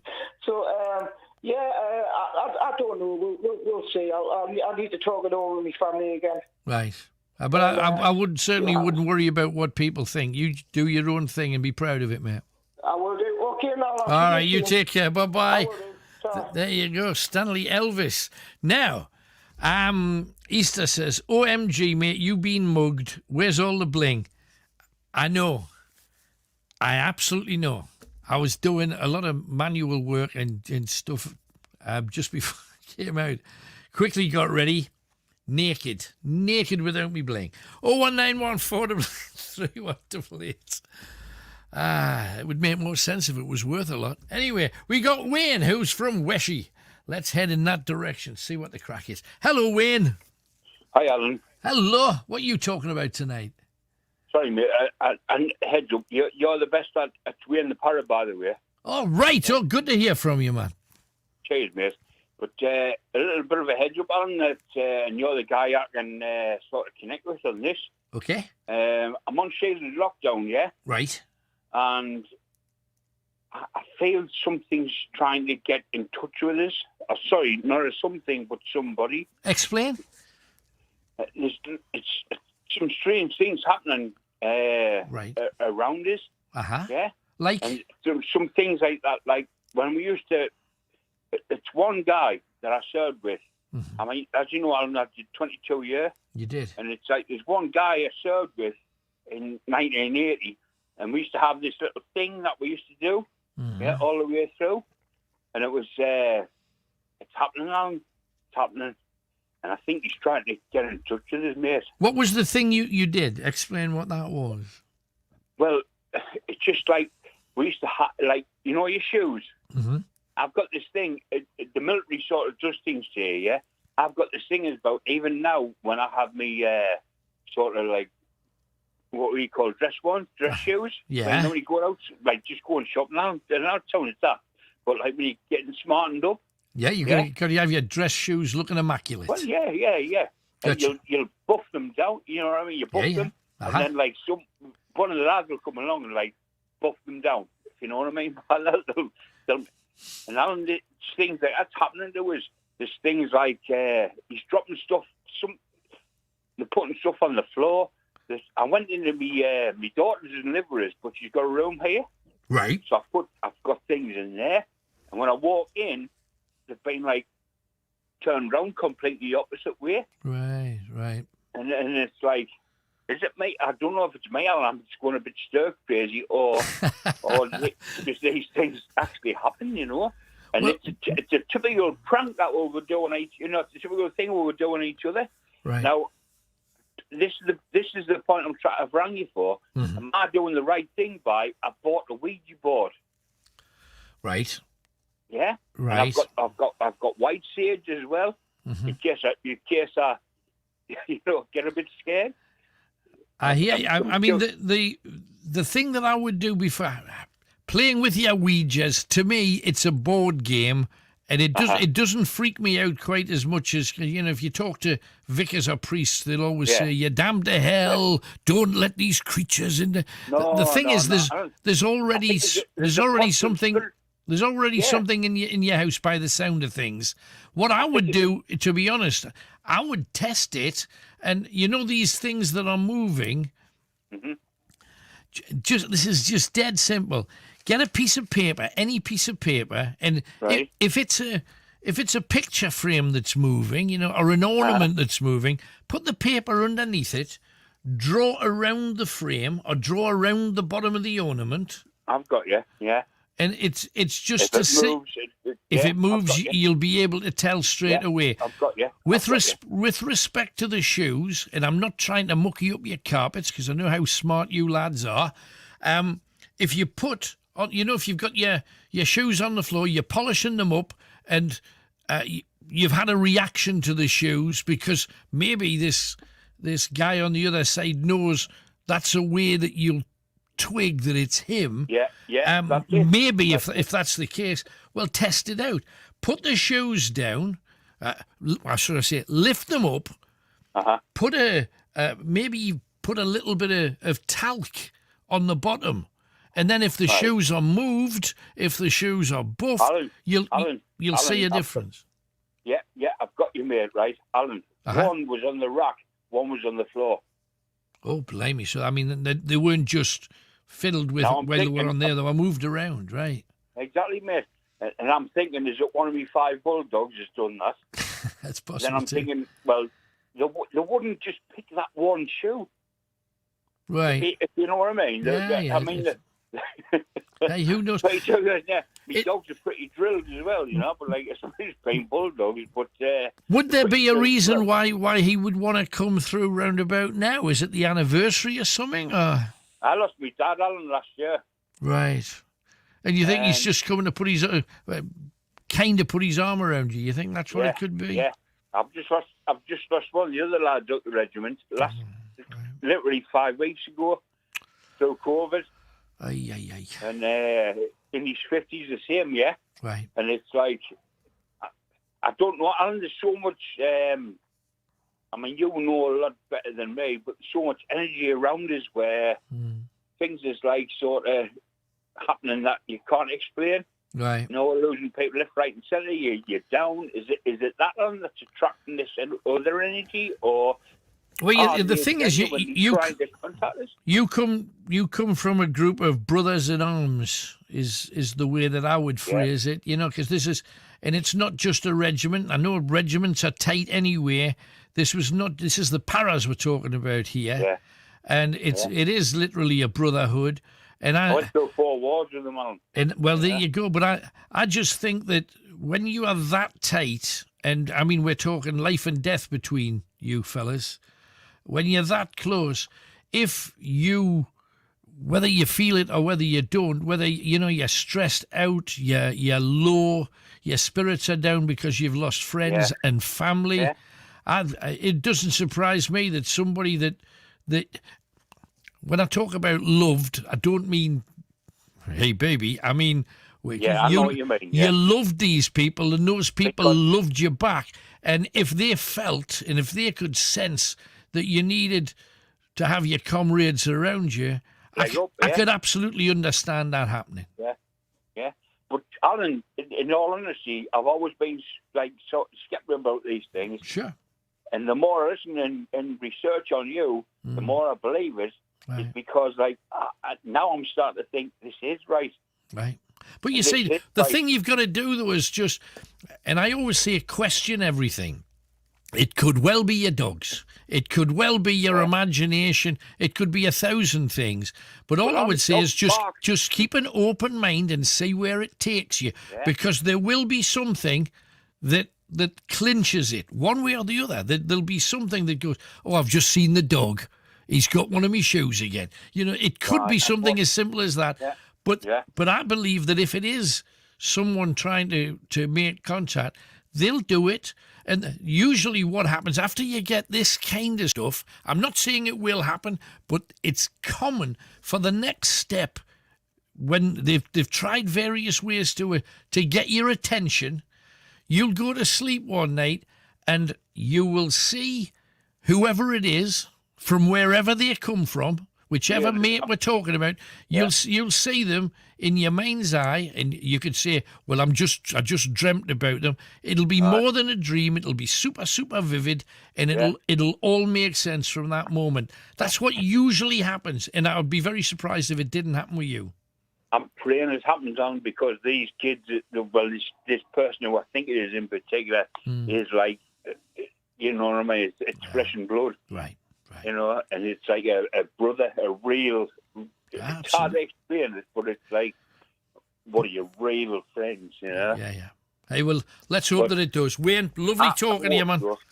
Thank you, Wallace. Stay strong. Bye-bye, all the best. I hope it is. And I hope he gets his answer. Whatever the answer is, I hope he gets it. Because in the meantime, you're just... thinking on overdrive. It's a bit of a mind F, if you know what I mean. 0191 488 3100. Oh, hang on. It's that time. Hang on, where is it? 101 in Night Owl's mug. Right, we have one. And also you get the lovely little pin with all of the owls and what have you that Sue sent in. That is the prize tonight. If you can link 4 answers and tell me what links the 4 answers together.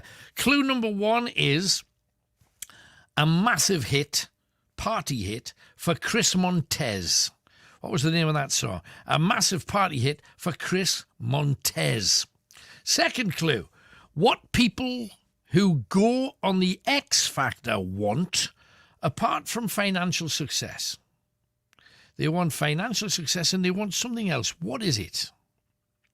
Third clue, a place bigger than a town that Emmeline Pankhurst and Emily Davison, who's originally from Morpeth, would love to live. Okay? A place bigger than a town where Emmeline Pankhurst and Emily Davison would be happy to live. Okay? And the fourth clue is this. Captain America, Thor, and Iron Man are super ones. Okay? Captain America, Thor, and Iron Man are super ones. Okay? Super what? You've got 4 clues now. There is one thing that links all of those answers together. What's it? Whip out that what's it right now. 0191 488 3188. Chris knows the answer to this. He's nodding, or no, he's not nodding. And then I'll talk to Simon from Peterlee. So if I just close my fader, I'll tell you what, I know what I'll do. I'll tell him when we play a tune, and it's a great tune as well. It's from Electric Light Orchestra.